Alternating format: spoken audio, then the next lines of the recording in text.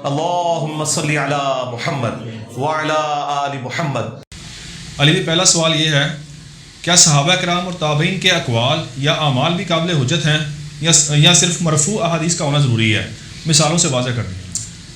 بہت کرٹیکل سوال ہے جی، اور اسی کی وجہ سے بسا اوقات آج کل اہل حدیث کا اور احناف کا آپس میں اختلاف چلتا ہے۔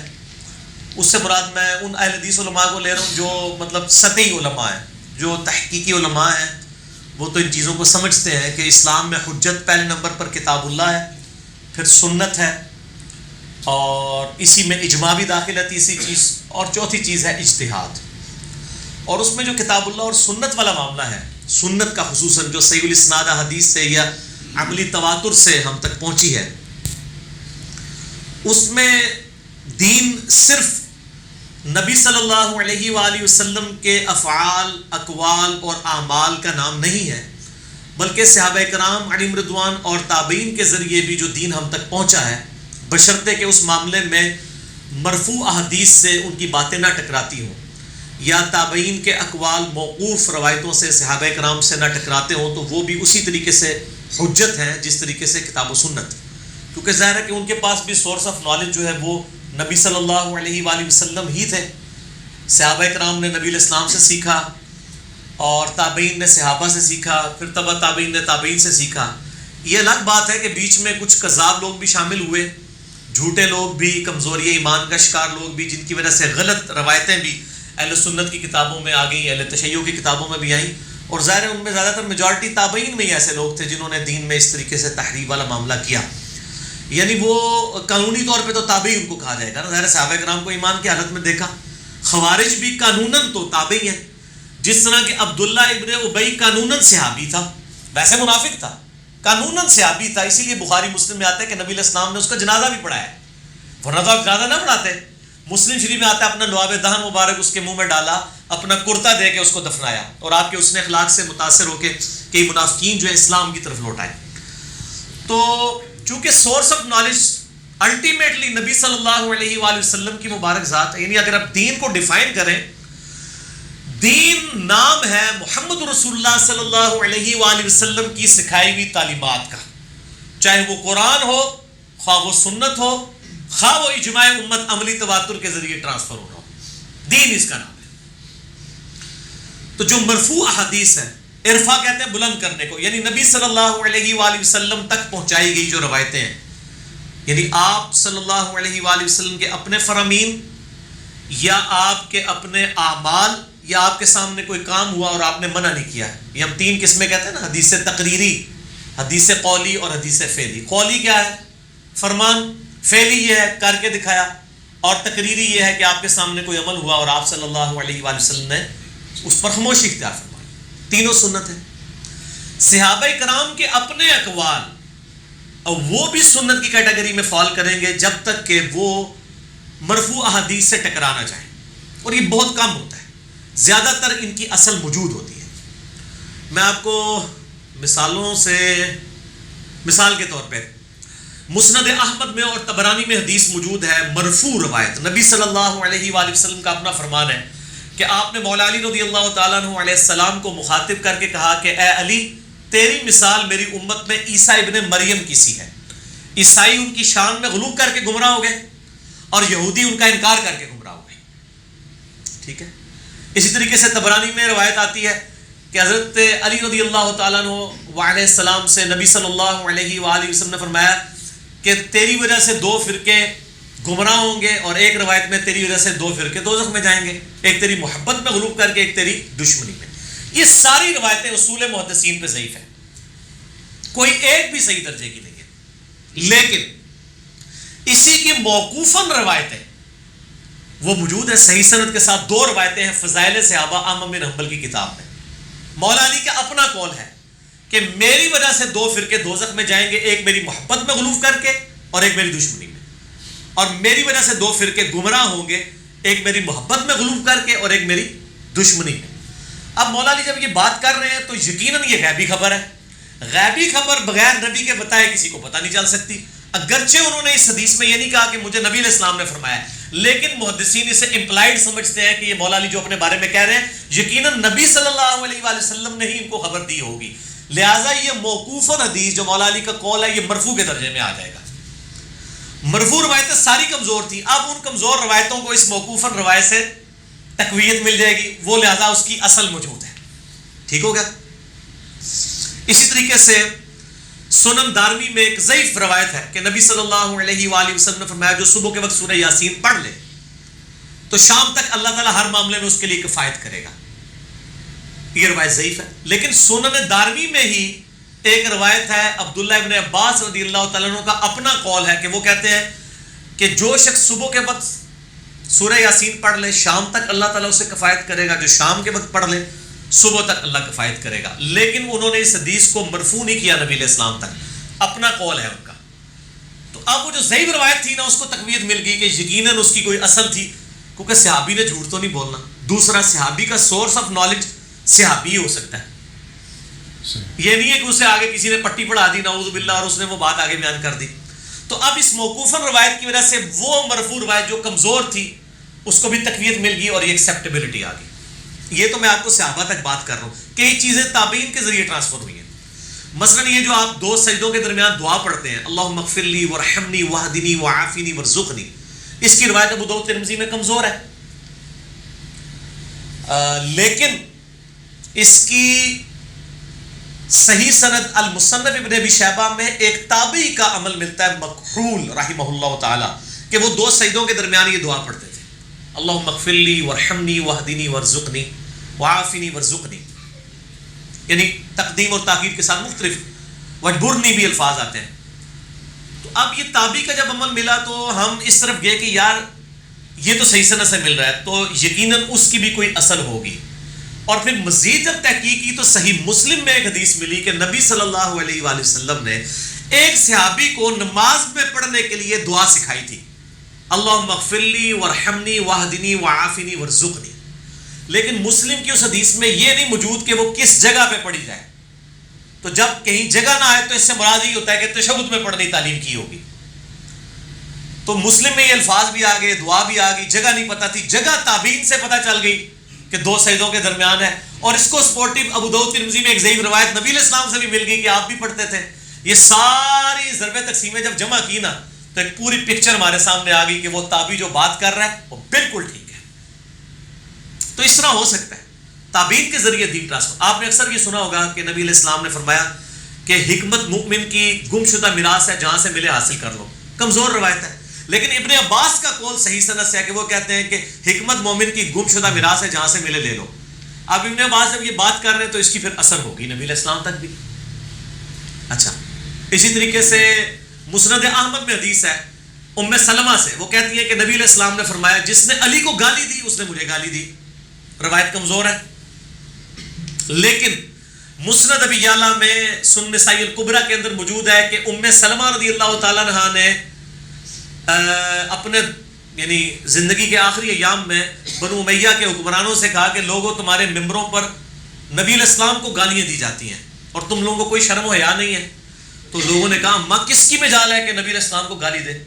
تو انہوں نے کہا تم اپنے ممبروں پر علی اور علی سے محبت کرنے والوں پہ لعنت نہیں کرتے ہو، جبکہ میں نبی کی بیوی یہ گواہی دیتی ہوں کہ نبی صلی اللہ علیہ وآلہ وسلم سب سے زیادہ علی سے محبت کرتے تھے، لہذا جب تم کہتے ہو نا کہ علی پر لعنت اور اس سے محبت کرنے والوں پہ لعنت، تو علی سے محبت کرنے والے میں اول درجے پہ جو پرسنالٹی ہے وہ محمد رسول اللہ کی ہے صلی اللہ علیہ وآلہ وسلم، تو گویا تم نبی علیہ السلام پہ لعنت کر رہے ہوتے ہو، نعوذ باللہ۔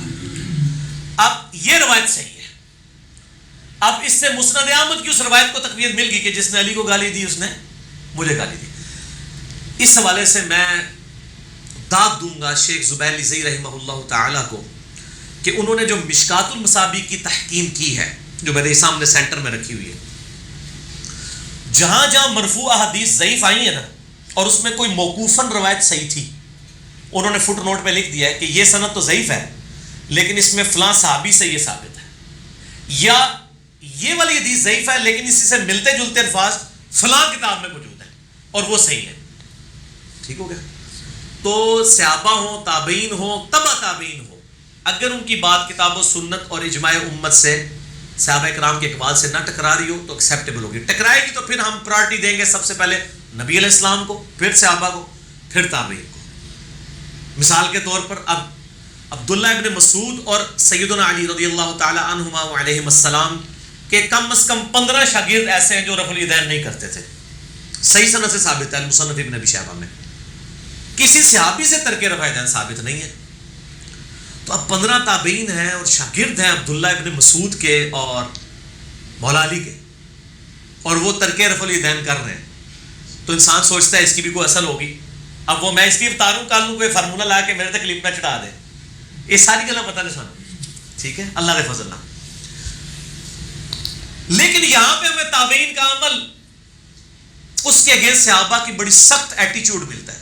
جز رفع الیدین میں صحیح سند کے ساتھ موجود ہے، بلکہ نماز ممدی والا تو ریسرچ پیپر بھی ہے. ہاں، جز رفع الیدین میں امام بخاری کی کتاب جو رفع الیدین پہ ہے، جز حدیث کی اس کتاب کہتے ہیں جو ایک اسپیسیفک ٹاپک پہ لکھی جائے. جز القراء بھی ہے، جز رفع الیدین بھی ہے. اس میں 15 نمبر ہے انٹرنیشنل نمبر کے مطابق کہ عبداللہ بن عمر اس شخص کو نماز کے دوران کنکریاں مار دیتے تھے توجہ دلانے کے لیے جو نماز میں رفع الیدین نہیں کرتا تھا. اب صحابی اس کو کنکریاں مار رہا ہے کہ تو رفع الیدین کیوں نہیں کر رہا. کس کو مار رہا ہے؟ تابعین کو ہی مار رہا ہوگا نا، بریلوی دیوبندیوں کو تو نہیں مار رہا ہوگا نا، اس زمانے میں تابعین ہی ہوں گے. اب صحابی نے جب کنکریاں ماری، اور وہ صحابی بھی متبع سنت ہے، نبی علیہ السلام کی صحبت یافتہ ہے، اس کا مطلب ہے کہ وہ ترک رفع الیدین کو غلط سمجھتا ہے. آپ 15 چھوڑ کے 1500 تابعین میں رفع الیدین چھوڑ دیں. تو میں نے اس کا یہ ٹروتھ ریویل کیا کہ بیسیکلی انہوں نے سستی کی ہے. جیسے علماء عرب نے جلسہ استراحت سستی کی وجہ سے چھوڑا ہے. شیخ بن باز نے، عبدالعزیز بن باز جو 66 سال مفتی اعظم سعودیہ رہے ہیں، ٹھیک ہے، 1933 سے لے کے 1999 تک، 1933 سے 1999 تک، انہوں نے باقاعدہ لکھا ہے کہ یہ تو صحیح ہے کہ نبی علیہ السلام جلسہ استراحت کرتے تھے، اس کا حکم بھی فرماتے تھے، لیکن اگر کوئی چھوڑ دے تو خیر ہے. انہوں نے تو کہا اگر چھوڑ دے تو خیر ہے، خود وہ کرتے تھے، پچھلے سارے چھٹ گئے، کوئی امام کعبہ جلسہ استراحت نہیں کرتا. یعنی 2 سجدے کرنے کے بعد بیٹھ کے اٹھنا. صحیح بخاری 6251 نمبر حدیث، 6251 6251 نمبر میں نبی علیہ السلام نے حکم فرمایا ہے کہ دوسرا سجدہ کر کے بیٹھ کے اٹھو. علماء عرب چھوڑ گئے. یہاں بھی امام کعبہ جب پاکستان آئے تھے سدیس، جلسہ استراحت چھوڑ دیا. سٹارٹ ایک فتویٰ دیا، خیر ہے، اور خیر انہوں نے کہا جی چونکہ اس میں پڑھا کچھ نہیں جاتا تو خیر ہے چھوڑ دو. وہ کرتے کرتے چھٹ گیا. اب میرا خیال ہے کہ ہمیں یہ چاہیے کہ ہمارے سامنے امام کعبہ جب یہ جلسہ استراحت چھوڑے، ہم بھی چھوٹی چھوٹی کنکریاں لے کے ان کو مارا کریں. پتھر نہیں مارنا، سیری نہ پاٹ جائے گی. کنکریاں اسی واسطے کہ توجہ ہوئے، یعنی سپ بھی مار دیتے، لاٹھی بھی بچ جائے. اتنے سپ مارنا نہیں، سپ ہے بھی نہیں، مطلب وہ ان کو توجہ دلانی ہے کہ بھئی آپ یہ سستی کی وجہ سے کیوں چھوڑ رہے ہو. وہ چھوڑتے تھیندے تھیندے تھیں گئے. اب وہ کتابوں میں بھی اب ان کو بتایا جائے تو ان کو ہوش آتی ہے، اچھا اچھا یہ کتاب میں لکھا ہوا ہے. جس کے کہنے پہ انہوں نے چھوڑ دیا نا، وہ خود کرتا رہا، لکھتا رہا کہ بہتر یہی ہے. دوسرے نے کہا خیر ہے. رفع الیدین کے ساتھ بھی یہی ہوا، خیر یہ سنت ہے چھوڑ دیا. ہم بھی کہتے ہیں چھوڑیں لیکن جڑیں بڑھو، پہلا بھی چھوڑو، عید کا بھی چھوڑو، وطر والا بھی چھوڑو. نماز ڈائریکٹ ایسے شروع کرے آ کے اللہ اکبر کہہ کے بغیر رفع الیدین کے. ہم آپ کو دوسرے تیسرے چوتھے رفع الیدین کے اوپر کبھی گلہ شکوہ نہیں کریں گے. لیکن جب آپ پہلا کریں گے اور باقی والے چھوڑیں گے تو ہم کہیں گے آپ منافقت کر رہے ہیں، آپ پبلک پریشر کی وجہ سے حق بات نہیں قبول کر رہے ہیں. آپ کو نبی علیہ السلام کے ساتھ کوئی ہمدردی نہیں ہے. آپ لوگ اپنی روٹیاں اور اپنے چندے سیدھے کرنے کے لیے سارے معاملات کر رہے ہیں. ٹھیک ہو گیا جی؟ تو حجت ہیں الحمدللہ، صحابہ بھی، تابعین بھی، تبع تابعین بھی، لیکن وہ ایک ترتیب کے ساتھ. ٹھیک ہو گیا علی بھائی؟ اسی میں سوال ہے کہ آپ نے جو سارا ایک بیان کیا ہے مثالیں دے کر، تو عام آدمی کے لیے تو بڑا مشکل ہو گیا اس چیز کو سمجھنا کہ جس طرح سے کوئی ضعیف حدیث ہے کوئی بیان کر دے اس کے بارے میں. پھر میں بارہا اس میں بول چکا ہوں کہ عام آدمی کے لیے کیوں مشکل ہے. عام آدمی جو ہے وہ راکٹ سائنس کیوں اس میں پڑھتا ہے. یہ بخاری مسلم 2 کتابیں ہیں نا، 15,000 حدیثیں ہیں.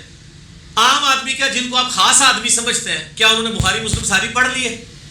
شیخ الحدیث ہیں، بخاری 25 سال سے پڑھا رہے ہیں. ہم ان کو کوئی حدیث بتاتے ہیں میں تو علمی چیز نہیں سی. شیخ زبیر زئی رحمہ اللہ تعالی، میں نے ان کو ایک دفعہ فون پہ کہا کہ صحیح بخاری میں 4108 نمبر حدیث ہے کہ حضرت معاویہ رضی اللہ تعالیٰ عنہ نے عبداللہ بن عمر کی طرف کنایا کر کے کہا کہ میں تیرے باپ سے زیادہ خلافت کا حقدار ہوں.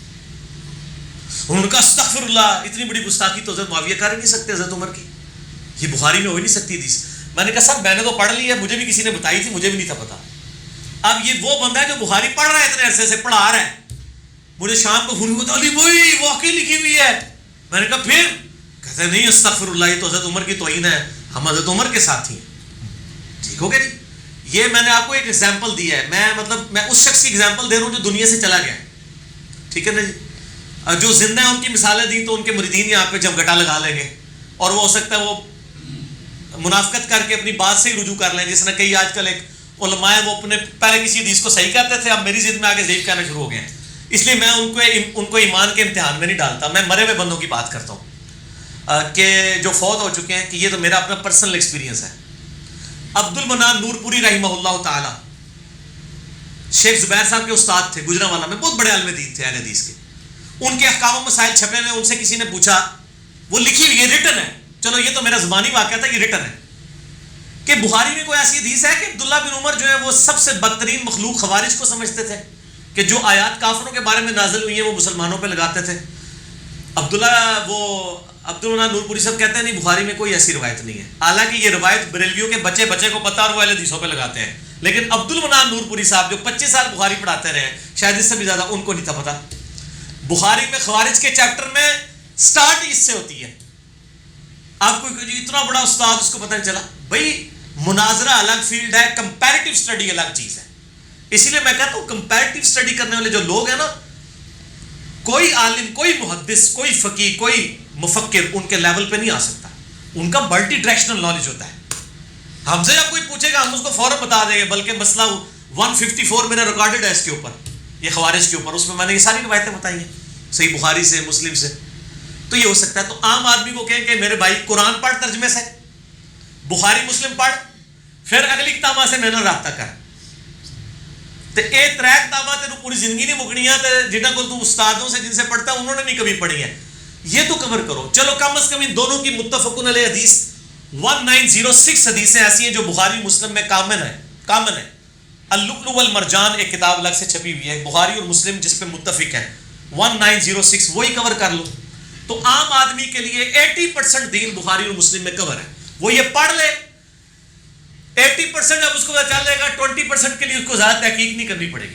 ایاک نعبد و ایاک نستعین کہ ٹیسٹ سے گزرنے کے لیے اس کو زیادہ محنت نہیں کرنی پڑے گی. آدھی سے زیادہ پاکستانی قوم فارغ ہو جائے گی اس قرآن کے پہلے صفحے کے عقیدے کے اوپر ہی، تو تحقیق بڑی آسانی سے ہو جائے گی، کوئی اتنا مسئلہ نہیں ہے. ٹھیک ہو. اچھا علی بھائی ایک بات یہ بھی آتی ہے کہ صحابہ کرام اور تابعین کی جو اقوال ہیں ان کو بھی حدیث کہہ سکتے ہیں یا حدیث ہے؟ حدیث کی کتابوں میں اس کو حدیث لکھا جاتا ہے. سر حدیث کس کو کہتے ہیں؟ بات. قرآن کو حدیث کہا گیا قرآن میں. حدیث کی جو کتابوں میں نمبرنگ ہوتی ہے نا صحابہ کے اقوال کی، ایون تابعین کے اقوال کی، وہ حدیث کے ساتھ ہی ہوتی ہے. حدیث نمبر ہی لکھا جاتا ہے اسے. لیکن وہ حدیث مرفوع ہوگی تو نبی علیہ السلام تک، حدیث موقوف ہوگی، بعض حدیث مرسل ہوں گی. ٹھیک ہے، اس طرح پھر آگے اقسام اس کی آ جاتی ہے. تو تابعین کے اقوال بھی حدیث کے طور پہ لکھے جاتے ہیں. مثلا یہ جو ہم نے وہ کربلا والے ریسرچ پیپر کے اوپر لکھا ہوا ہے المعجم الکبیر طبرانی میں، ابراہیم نخعی تابعی کا قول لکھا ہوا ہے کہ وہ کہتے ہیں کہ میں اگر حسین کے قاتلوں میں ہوتا اور اللہ تعالیٰ مجھے معاف بھی کر دیتا جنت میں پھر بھی رسول اللہ کو اپنی شکل نہیں دکھا سکتا تھا کہ حضور جنت میں ہی مجھ سے نہ پوچھ لیں کہ تو حسین کا قاتل تھا. جنت پہنچ کے بھی مجھے ٹینشن رہتی. یہ ابراہیم نخعی کا قول ہے المعجم الکبیر طبرانی میں، اور آپ طبرانی کھولیں تو اس میں لکھا ہوگا حدیث نمبر 2829. حالانکہ یہ تابعی کا قول ہے، صحابی کا بھی نہیں ہے. تو تابعین کے اقوال بھی حدیث ہی مانے جاتے ہیں. حدیث مرفوع، حدیث موقوف، یہ حدیث کا لفظ استعمال ہوتا ہے. ٹھیک ہو گیا. اچھا علی بھائی دوسرا سوال ہے کہ آپ نے بارہا اپنے لیکچرز میں یہ بات کہی ہے کہ مولا علی علیہ السلام نے خوارج کے جنازے پڑھائے، اس کا ریفرنس بتائیں. ریفرنس کیا ہے؟ میں دعویٰ کرتا ہوں اس پہ اجماع ہے، اس لیے کہ میرے بھائیوں قرآن حکیم میں سورۃ البقرہ میں شروع ہی میں انسانوں کی 3 کیٹیگریز آئی ہیں. نمبر 1 ایمان والے، ٹھیک ہے جی. نمبر 2 کافر، اور نمبر 3 منافق. اور کوئی چوتھی کیٹیگری قرآن و سنت میں آئی ہے تو ہمیں بتا دیں. اگر کوئی کافر نہیں ہے تو وہ یا مسلمان ہوگا یا منافق ہوگا. اور اگر کوئی کافر بھی نہ ہو اور منافق بھی نہ ہو تو کیا ہوگا؟ مسلمان. اس کے لیے پھر دلیل کی ضرورت تو نہیں ہوگی نا. ایک انسان ہے، یا وہ مرد ہوگا یا عورت ہوگا یا مخنث ہوگا. اب آپ کہیں یہ تینوں نہیں، کوئی چوتھی شے ہے، تو چوتھی شے اللہ نے تو نہیں کوئی بڑھائی، چوتھی شے جانور ہی ہے، انسان بھی تو چوتھی شے کوئی نہیں. اسی طریقے سے انسانوں میں اللہ نے 3 گروہ بنائے ہیں. نمبر 1 مسلمان یا مسلم یا مؤمن، نمبر 2 کافر، اور نمبر 3 منافق. ہم اگر یہ ثابت کر دیں کہ خوارج نہ کافر تھے اور نہ منافق تھے تو کیا ہوئے؟ مسلمان. مسلمان ہونے کے لیے ہمیں دلیل دینے کی ضرورت نہیں پڑے گی. جب ہم ثابت کر دیں کہ وہ کافر و منافق نہیں تھے، ایک بندے کو ہم ثابت کر دیں کہ وہ مخنث بھی نہیں ہے اور عورت بھی نہیں ہے تو کیا ہوگا؟ مرد. اسی طرح سے ایک عورت کو ثابت کر دیں کہ وہ مرد بھی نہیں ہے اور مخنث بھی نہیں ہے تو عورت ہوگی. تو یہ ہم ثابت کر دیتے ہیں، اور مولویوں سے نہیں، تنخواہ دار لوگوں سے نہیں، صحابہ کرام علیہ رضوان سے. اے پمفلٹ تے میں اے فرانسہ دعائے میں ہٹے میرے ٹیبل تے ہونا چاہیے. واقعہ کربلا کا حقیقی پس منظر 72 صحیح الاسناد احادیث کی روشنی میں جنگ جمل، صفین، نہروان، شہادت کربلا، سب کچھ اس میں کور ہے. اہل سنت کی مین سٹریم کی کتابوں سے 200 روایات، عربی میں، اردو میں، ہندی میں، انگلش میں. الحمدللہ ہمارا ریسرچ پیپر ایک حدیث کے اوپر محدثین کے حکم لگے ہوئے ہیں. یہ گلی محلے والے مولویوں کے حکم نہیں لگے ہوئے. شیخ البانی، شیخ ارنوت، شیخ زبیر علی زئی، شیخ غلام مصطفیٰ ظہیر صاحب اور سلیم اسد صاحب، ارشاد الحق اثری صاحب، بڑے بڑے محدثین، ان کے حکم لگے ہیں. اس میں آپ کو مولا علی سے پوچھ کے بتاتا ہوں. اچھا مجھے یہ بتائیں، خوارج سے سب سے زیادہ تکلیف کس کو ہوئی ہے؟ بریلوی دیوبندی اہل حدیث شیعہ کو یا مولا علی کو؟ تو مولا علی سے پوچھ لیتے ہیں خوارج کیا ہے. تو اسی مولا علی سے زیادہ تو نہیں وڈے شیعہ نا، مولا علی سے بڑھ کے تو ان کے آپ ہمدرد تو نہیں ہے نا، کیونکہ سب سے پہلے تو اسٹیج پہ ان کی خلافت کو لگایا نا ان لوگوں نے. مولا علی سے پوچھتے ہیں. میں نے اس میں باقاعدہ وہ روایت ڈالی ہے کہ سیدنا علی رضی اللہ تعالیٰ عنہ علیہ السلام سے خوارج کے بارے میں پوچھا گیا کہ جی بتائیں یہ خوارج کیا ہیں. تو ہم مولا علی آگے کیا جواب دیتے ہیں؟ میرا خیال ہے ہمارا وہی عقیدہ ہونا چاہیے، علیکم بسنتی و سنت الخلفاء الراشدین المہدیین کے تحت. 24 نمبر ہے میرے ریسرچ پیپر پہ، اور المصنف ابن ابی شیبہ میں 37942 ہے، 37942 ہے، مکتبۃ الشاملہ والا. طارق بن شہاب تابعی کہتے ہیں کہ میں نے مولا علی کے پاس تھا، میں نے ان سے پوچھا کہ خوارج مشرکین ہیں؟ آپ نے فرمایا نہیں، وہ شرک ہی سے تو بھاگے ہیں. یعنی جو میرے خلاف کھڑے ہوئے انہوں نے یہ سمجھا ہے کہ وہ شرک میں مبتلا ہوں گے، شرک سے بھاگ کے وہ میرے خلاف آئے ہیں، مشرک نہیں ہے. پھر پوچھا کیا وہ منافق ہے؟ فرمایا نہیں، منافق تو نہیں. منافق تو اللہ کو بہت ہی کم یاد کرنے والے ہوتے ہیں. تو جی مولا علی نے کیا کافر مشرک بھی نہیں، منافق نہیں، پیچھے کیا ہو گیا؟ مسلمان ہی رہ گیا. اچھا فرمایا منافقین تو اللہ کو بہت کم یاد کرتے ہیں. پھر پوچھا آخر خوارج کیا ہیں؟ مولا نے فرمایا یہ ایسے لوگ ہیں جنہوں نے ہمارے خلاف بغاوت کی ہے، یعنی یہ پولیٹیکل ٹرم میں باغی مسلمان ہیں، نہ مشرک و کافر ہیں نہ یہ منافق ہیں، باغی مسلمان ہیں. تو جب باغی مسلمان ہیں تو مسلمانوں کے حکم میں داخل ہیں. اگر یہ کہتے ہیں کہ وہ کافر تھے، خوارج کو یہ سمجھتے ہیں، تو دکھائیں کہ مولا علی نے کبھی کسی خارجی کی بیوی کو لونڈی بنایا ہو، مسلمانوں میں بانٹا ہو. نہ جنگ جمل والے، نہ جنگ صفین والے، نہ جنگ نہروان والے، کسی کی عورت کو انہوں نے نہ تو باغی بنایا، مطلب بنایا لونڈی بنایا، اور نہ ہی ان کے ساتھ وہ والا معاملہ کیا جو کافروں کے ساتھ کیا جاتا ہے. تینوں کو مسلمان ٹریٹ کرتے تھے. پولیٹیکل ٹرم میں یہ تینوں باغی ہے مسلمان تھے. تو اس لیے ہمیں دلیل کی ضرورت نہیں، دلیل وہ دے گا. اب میں مثال کے طور پہ کسی بندے سے کہتا ہوں کہ بتائیں مجھے، ثابت کریں 1 لاکھ کے قریب صحابہ نا، 1 لاکھ صحابہ کے نام لکھے، ان کے جنازوں کی تاریخ لکھے اور بتائیں کس کس نے پڑھے اور کس کس نے پڑھائے ہیں. یہ سارے پرانے امام محدث بھی جمع ہو جائیں، نئے لسٹ بھی تو ہم دے سکتے. تو ہم کیا اس کی بنیاد پہ انکار کر دیں گے جی چونکہ آپ 1 لاکھ کی لسٹ نہیں پوری کر سکے، اس کا مطلب ہے باقیوں کے تو جنازے ہوئی کوئی نہیں ہے. تو آپ کہیں گے یار مسلمان تھے، جنازے کیوں نہیں ہوئے ہوں گے؟ تو جو کہہ رہے جنازے نہیں ہوئے، دلیل اس نے دینی ہے، اور اس کے لیے ان کو ثابت کرنا پڑے گا کہ کیا اسلام میں یہ کیٹیگری ایگزسٹ کرتی ہے کہ کوئی مسلمان بھی ہو اور اس کا جنازہ نہ پڑھا جائے. صحیح مسلم میں ہے کہ نبی علیہ السلام نے خودکشی والے کا جنازہ خود نہیں پڑھا، لیکن صحابہ کو کہہ پڑھو سب سے بڑا جرم ہے خودکشی، اس کا بھی جنازہ ہوگا. مکروز کا جنازہ خود نہیں پڑھا لیکن صحابہ کو کہا پڑھو. نیک لوگ نہیں پڑھیں گے لیکن جنازہ تو ہر مسلمان کا کلمہ گو کا ہوگا. تو جو یہ کہہ رہا ہے نا کہ جنازے نہیں پڑھائے، ثابت انہوں نے کرنا ہے. ٹھیک ہے، یہ وہ ڈاکٹر طاہر قادری صاحب والا سوال ہے نا. قادری صاحب کہتے ہیں آپ ثابت کریں کہ نبی علیہ السلام نور نہیں تھے. یہ تو قیامت تک نہیں ثابت کر سکتے. تسی جس طرح دی آیات بھی پیش کرنی ہے اس سے تو بشر ہونا ثابت ہوگا، نور نہ ہونا تو کہیں لکھا ہوا. جو چیز اپنی اصل میں ہوتی ہے نا اس کو ثابت کرنے کی ضرورت نہیں ہوتی. مثلا میں اگر یہ کہوں کہ فلاں شخص کے پسینے سے خوشبو آتی ہے اور میں کہوں غلام محی الدین بھائی آپ ثابت کریں کہ بدبو آتی ہے، آپ کہیں گے یار پسینے میں سے تو آتی بدبو ہے. خوشبو کا دعویٰ آپ کا ہے، ثابت آپ کو کرنا ہوگا کیونکہ پیشاب ہو پسینہ ہو یہ اپنی اصل میں بدبودار ہے. نبی علیہ السلام کے لیے پھر ہم ثابت کرتے ہیں، بخاری مسلم میں موجود ہے کہ آپ صلی اللہ علیہ وسلم کا پسینہ مبارک صحابہ کرام عطر کے طور پہ استعمال کرتے تھے، خوشبو آتی تھی. لیکن حضرت ابوبکر عمر کے لیے بھی یہ فضیلت نہیں ہے، صرف نبی علیہ السلام. ٹھیک ہو گیا جی؟ تو مجھے دلیل دینی ہوگی. اس طریقے سے وہ کہتے ہیں کہ آپ ثابت کریں کہ نبی علیہ السلام کا سایہ تھا. سایہ تھا والے کو ثابت نہیں کرنا ہوگا، سایہ نہیں تھا والے کو ثابت کرنا ہوگا کیونکہ ہر چیز اپنی اصل میں سایہ رکھتی ہے. تو سوالات کے پیچھے نہیں ہو جو کہتے نا چوہا چھڑتے ہیں ساڑھے بھولے والے لوگ پیچھے ٹر پہ. اور میرا ایک کلپ لاکھوں لوگ دیکھ چکے ہیں، reply to doctor Tahir al-Qadri when he was student of 9th class. انہوں نے اپنا ایک بڑا مناظرہ نا بڑے فخر سے سنایا ہے. تو اس کے جواب میں پھر میرا بھی کلپ ریکارڈ ہوا ہے کہ جڑا مناظرہ تسی جیتے ہوئے ہو نا اللہ دے بندے ہو وہ علم الکلام نال جیتے ہوئے ہو. وہ مناظرہ تو نال انجینئر صاحب کا نہیں سی ہوا ہے اصل وچ، کیونکہ انجینئر صاحب مناظرہ کرتے نہیں نے تو اس لیے آپ جیت گئے تھے. وہ کہتا مناظرہ میں نے اسی پہ جیتا کہ اس کا نور نہیں ہے. اب وہ جتنی باتیں لائے تو بشر ہونے کی تھی. ہم نبی علیہ السلام کو نور ہدایت بھی مانتے ہیں لیکن اسپیشیز آپ کی بشر ہے اور بشر نور سے افضل ہے as far as species is concerned. لقد خلقنا الانسان فی احسن تقویم. تو جو کہہ رہے ہیں نا جنازے نہیں پڑھے، ثابت ان نے کرنا ہے. یا وہ ان کو کافر و منافق ثابت کر دے تو ٹھیک ہوگا، جنازے نہیں ہوں گے. اگر کافر و منافق تو میں نے کہا وہ نہیں تھے تو مسلمان تھے.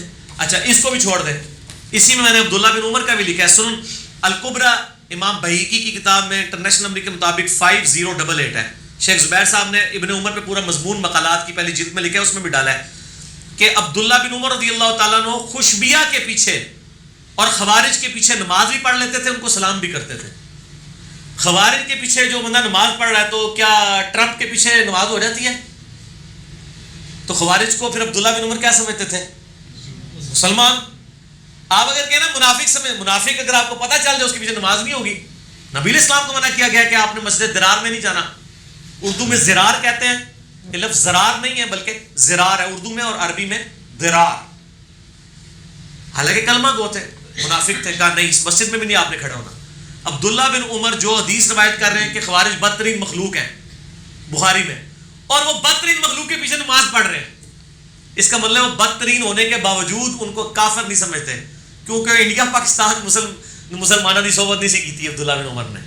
ادھر تو لوگ تھوڑا سا اختلاف کر کے تھے فلانے پیچھے نماز نہیں ہوتی، امام کعبہ کے پیچھے نماز نہیں ہوتی، امام کعبہ اور ان کی پارٹی کہتی ہے بریلویوں کے پیچھے نماز نہیں ہوتی، آپس میں لڑ رہے ہیں ایک دوسرے کے ساتھ، ہر ایک کے پیچھے نماز ہو جاتی ہے جس کو آپ کافر نہیں کہتے. تو عبداللہ بن عمر خوارج کے پیچھے اور خوشبیہ یعنی مختار صفوی کے لوگوں کے پیچھے نماز بھی پڑھتے تھے اور کہتے تھے جب تک یہ حی علی الصلاح حی علی الفلاح کہیں گے میں نمازیں بھی پڑھوں گا، اور جب یہ کہیں گے مسلمانوں کو قتل کرو میں اس قتل میں الگ رہوں گا. پھر بخاری میں جو حدیث ہے 695 حضرت عثمان کو جو لوگ شہید کرنے آئے ہیں کہتے ہیں یہودی شاذ یہودی تھے، منافقین تھے. صحیح بخاری 695 میں موجود ہے. حضرت عثمان سے ایک صحابی آ کے پوچھتا ہے کہ امیر المومنین تو آپ ہیں، آپ کو انہوں نے قید کر دیا، مسجد نبی پہ ان کا قبضہ ہے، نماز ہمیں یہ پڑھا رہے ہیں.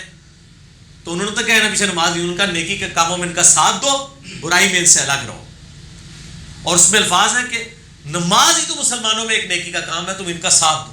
نماز سب کے پیچھے ہو جاتی ہے. میرا یوٹیوب پہ کلپ ہے، لاکھوں لوگ دیکھ چکے ہیں، امام کعبہ کے پیچھے نماز کا مسئلہ. اور ایک اور کلپ ہے مفتی منیب الرحمان کا امام کعبہ پہ فتویٰ. یہ دو کلپ دیکھیں. میں نے علماء نے جتنے دھوکے دیے تھے نا کہ ایک دوسرے کے پیچھے نماز نہیں ہوتی، سارے الحمدللہ رفع کر دی اللہ کے فضل سے. اسی چیز کی تو تکلیف ہے ان کو. تکلیف اس چیز کی نہیں ہے علماء کو جو ہمارے خلاف گالی گلوچ کرتے ہیں کہ جی یہ ہماری غلطیاں نکالتا ہے. اصل میں ان کو تکلیف یہ ہے کہ یہ غلطیاں نکال کے بھی ساروں کو مسلمان کہتا ہے. اس سے جو ہم نے اپنی ڈیڑھ دین کی مسجدیں بنائی ہوئی ہیں تو الگ ہو جائیں گی. جس کا جدھر دل کرے گا نماز پڑھے گا, جس کا دل کرے گا چندہ دے دے گا, تو جو ہمارے پکے چندے لگے ہوئے ہیں وہ بھی چھوٹ جائیں گے. ٹھیک ہے نا, تو یہ نہیں چھوٹنے چاہیے. تو اس لیے اصل مسئلہ یہ ہوتا ہے پیچھے. ٹھیک ہو گیا. اچھا علی بھائی, آپ نے اکثر کافی دفعہ 5B جو اپنا ریسرچ پیپر ہے وہ اکثر دکھا رہے ہوتے ہیں, اعتراض یہ بھی آتا ہے اس میں ضعیف روایتیں ڈالی ہوئی ہیں آپ نے. ضعیف روایتیں, ہم یہ کہتے ہیں کہ اس 5B ریسرچ پیپر میں کوئی ایک روایت ایسی دکھائیں جس کو دور حاضر میں کسی محدث نے صحیح نہ کہا ہو. میں نے مسئلہ 191 ریکارڈ کرایا تھا, اہل حدیث کی خوبیاں اور خامیاں. بہت پہلے میں نے اس میں بھی بتایا تھا کہ میں نے علم کو ایک جگہ یکجا کیا ہے. کئی حدیثیں شیخ البانی کے نزدیک اور امام ترمذی کے نزدیک صحیح ہیں. مثلا وہ جو روایت ہے کہ وہ عبید اللہ ابن زیاد کے نتنوں میں سانپ گھس گیا, اس کو امام ترمذی نے لکھا ہے کہ یہ حدیث صحیح ہے, امام ترمذی نے, اور شیخ البانی نے بھی. شیخ زبیر صاحب کہتے ہیں یہ تدلیس کی وجہ سے ضعیف ہے. ٹھیک ہے جی. تو چونکہ جو البانی صاحب اور امام ترمذی کی تحقیق کے اوپر لائے کرتے ہیں, ہم ان سے تو یہ نالج نہیں کھینچنا چاہتے. صحیح. اس طریقے سے شیخ زبیر صاحب کی کئی روایتیں تحکیم والی صحیح ہیں, اس کو البانی صاحب ضعیف کہتے ہیں. اس حساب سے تو مجھے وہ بھی نکال دینی چاہیے. تو ہم نے یہ کیا تھا کہ مجھے ساری چیزیں پتہ ہیں. ہم یہ کہتے ہیں اس پمفلٹ میں 200 روایتیں, کوئی ایک روایت ایسی بتائے جس کو بالاجماع تمام محدثین نے ضعیف کہا ہو, کسی نہ کسی نے صحیح کہا ہوگا. ہم نے نالج ایک جگہ جمع کی ہے. اور دوسری بات یہ ہے کہ 70% احادیث اس میں بخاری اور مسلم کی ہیں. تو اللہ کے بندے ہو, جڑیں بڑھو, پہلے بخاری مسلم نو ضعیف ثابت کرو. تو اسی 35% کے پیچھے ناس رہے ہو, 70% بخاری مسلم ہے 5B میں. ٹھیک ہے, وہ چھٹ دو. یہاں مولویوں کو کوئی نہیں سنتا, تو اسی انہوں نے مشہوری نہ کراؤ. تو نہ کسی مولوی نے میرے سامنے نہیں لینا. آج کل لوگ مشہور ہونا ایسے نا, کلپ اپنا چڑھا ہے, اور کئی تو ایسے کلپ چڑھے ہوئے جس میں میرا ذکر تک نہیں ہے, اور رپلائی ٹو انجینئر مدلی مرزا. چلو ایک تو انہوں نے بات بھی کی ہوئی ہے. مجھے لگ رہا ہے آندہ وہ نواز شریف کے کلپ عمران خان کے خلاف, عمران خان کے نواز شریف کے خلاف, وہ بھی رپلائی ٹو انجینئر مدلی مرزا کر کے نہ چڑھ رہے ہوں. ہمیں تو یہ بھی ڈر لگا رہتا ہے. ٹھیک ہے. اور میں ان کو کہتا ہوں کہ میرے بھائیوں, ہم نے کلپ چڑھائے, میرے چند ایک 3-4 کلپ رپلائی ٹو ہوں گے, باقی میرے شروع سے جتنے کلپ ہیں وہ حاضر و ناظر کا عقیدہ نہیں لکھا ہوا. رپلائی ٹو ڈاکٹر تعلق قادری, یا رپلائی ٹو لیاس قادری, یا رپلائی ٹو فلاں. اکا دکا کلپ ہے جس میں رپلائی ٹو لکھا ہے, اور وہ بھی بہت بعد میں. ہم نے ایک تحقیقی کام پبلک کے سامنے رکھا ہے, اس کو پذیرائی ملی ہے. اگر یہ سمجھتے ہیں ان کے کام کو بھی کوئی پذیرائی ملنے والی ہے, تو رپلائی ٹو انجینئر محمد علی مرزا لکھے بغیر چڑھائیں, ان کی ویڈیو 100 بندہ بھی دیکھ جائے نا, تو میں بھی اپریشیٹ کروں گا اللہ کے فضل سے. یہ رپلائی ٹو سے ہی دیکھ رہے ہیں, اور پھر نیچے کامنٹس جو آتے ہیں وہ پھر ڈیلیٹ کرتے ہیں بعد میں. اچھا اصل میں تیسرا سوال یہ ہے کہ نبی علیہ الصلوۃ والسلام نے, صرف تیسرا سوال ہے, اور اللہ 6 سوال پوچھ بیٹھے ہو, تواڈے پرچے تیسرا لکھا ہوئے گا. تسی پتہ نہیں کتنے سوال لکھتے ہیں, تسی فی الحال جو پرچی سوال ہے نا پوچھو اپنے بھی, چلو بیچ میں چلے پوچھ لیں, چلے ایک نالج میں جمع ہو جائے گی چیزیں. کرتے جائیں, ہماری طرف سے تو اجازت ہے جی. آپ جو نمبرنگ پہ میں اسکپ کر دوں اس میں. نہ کرے سارے کرے سوال کرے. نبی علیہ الصلوۃ والسلام نے صحابہ کرام سے فرمایا تھا کہ میرے بعد کافر نہ ہو جانا کہ ایک دوسرے کو قتل کرنے لگو. اس حدیث کے تناظر میں صحابہ کرام علیہم رضوان کی آپس کی جنگوں کو آپ کس تناظر میں دیکھتے ہیں؟ یہ مشکل سوال ہے جی. یہ نبی علیہ السلام کی حدیث ہے بخاری مسلم میں کہ میرے بعد کافر نہ ہو جانا کہ تم ایک دوسرے کی گردنیں مارنے لگو. اور ایک اور مسلم میں حدیث ہے کہ مسلمان کا مسلمان کو گالی دینا فسق گناہ ہے, اور مسلمان کا مسلمان کو قتل کرنا کفر ہے. یہاں کفر سے مراد جو ہے وہ دار اسلام سے نکالنے والا کفر نہیں ہے صحابہ کرام کے کیس میں. ہاں اگر کوئی شخص کسی مسلمان کے قتل کو حلال جانے, وہ معاملہ الگ ہے. اس سے مراد یہ کہ یہ کافروں والا کام ہو سکتا ہے, یعنی عمل کے اعتبار سے کافر ہی مسلمان کو مار سکتا ہے, مسلمان کو نہیں مارے گا, لیکن ناحق مارنا. اب جس طرح سورۃ الحجرات میں آیا کہ جب ایک مسلمان گروہ باغی ہو جائے تو اس کے خلاف قتال کرو. اب تو قرآن خود کہہ رہا ہے کہ مسلمان کو بھی تلوار کے زور پہ ہاتھ میں لے کے آؤ, تو ظاہر اس میں مسلمان مارے جائیں گے. اور اس آیت کی شرح میں تمام مفسرین نے لکھا ہے کہ اس کی نمائندہ مثال جنگ جمل, صفین اور نہروان ہے, جو مولا علی نے مسلمانوں کے خلاف لڑی ہے, اسی آیت کے تحت لڑی ہے. اور اسی لیے ان جنگوں پہ علیحدہ حدیثیں بخاری مسلم میں کتنی حدیثیں ہیں کہ حضرت علی حق پہ ہوں گے. ریسرچ پیپر یہ واقعہ کربلا والے میں نے ڈالی ہوئی ہے, آج میں اس ڈیٹیل میں نہیں جاؤں گا. مسئلہ 101 ہے میرا, خلافت و ملوکیت صحیح مسئلہ خروج اور فکر حسین حق پرستی کی علامت ہے, 101 نمبر مسئلہ, وہ آپ دیکھ لیں. تو یعنی عمل کافروں والا ہے, بلکہ مطلب اس سے بھی بڑھ کے سخت احادیث موجود ہیں, وہ آپ اس میں پڑھ لیں. اس کی تعویل یہی ہوگی کہ اس سے مراد یہ ہے کہ مسلمان کو مسلمان سے لڑنا نہیں چاہیے. مسلمان کے خلاف اگر تلوار اٹھاتا ہے بغیر وجہ کے تو یہ کافروں والا عمل ہے. آپ صلی اللہ علیہ وسلم نے صحابہ کو بالخصوص اور پوری امت کو بالعموم خبردار کیا کہ کوئی مسلمان کا گلا نہ کاٹے. لیکن ریٹ آف دا گورنمنٹ جب قائم کرنی ہوگی, اگر کوئی باغی گروہ سامنے آتا ہے, پھر وہ قرآن کا ہی حکم ہے کہ اس کو تلوار کے زور پہ سیدھا کیا جائے گا. جس طرح آج ہمارے ملک میں آپ کو پتہ ہے سیکیورٹی کی کیا صورتحال ہے کہ لسانی بنیاد کے اوپر بھی قتل عام ہوتا رہا ہے. آپ کچھ کراچی میں سکون آیا ہے, ادروائز پچھلے آپ 2-3 ڈکیز دیکھیں لسانیت کی بنیاد پہ ایک مسلمان نے دوسرے مسلمان کا گلا کاٹا ہے نا, تو وہ کاٹنے والے کافی نہیں ہیں, یہ ان کے اوپر فٹ ہوتے ہیں.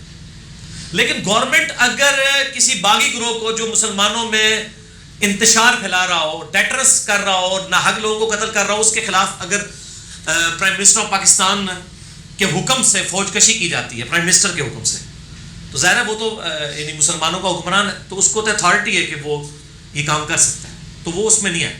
ٹھیک ہو گیا؟ ہاں جی, ایسے مسلمانوں کو پھر ہم کافر کہہ سکتے ہیں؟ کافر نہیں ہوں گے, مسلمان ہی ہیں. یہ کفر دون الکفر ہے نا. نبی کریم صلی اللہ علیہ وآلہ وسلم کا صحابہ کرام سے فرمانا کہ مجھے تم سے شرک کا خدشہ نہیں ہے,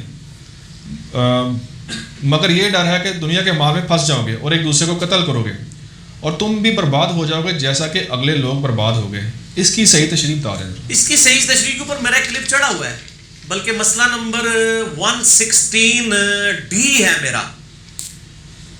سورہ مریم کی آیات تھی نا کہ نبیوں کے جانے کے بعد ناخلف لوگ ان کے جانشین ہوئے, انہوں نے نمازوں کو ضائع کیا اور خواہشات کی پیروی کی. اس کانٹیکسٹ میں نے بخاری مسلم سے کئی حدیثیں بیان کی تھی کہ نبی علیہ السلام کے بعد بھی خلفائے راشدین کے بعد ناخلف جانشین ہی اسی مسند پہ آ کے بیٹھے, اور یہ تمام نبیوں کے ساتھ ایسا ہوا ہے کہ کچھ عرصے بعد معاملات بگڑ گئے.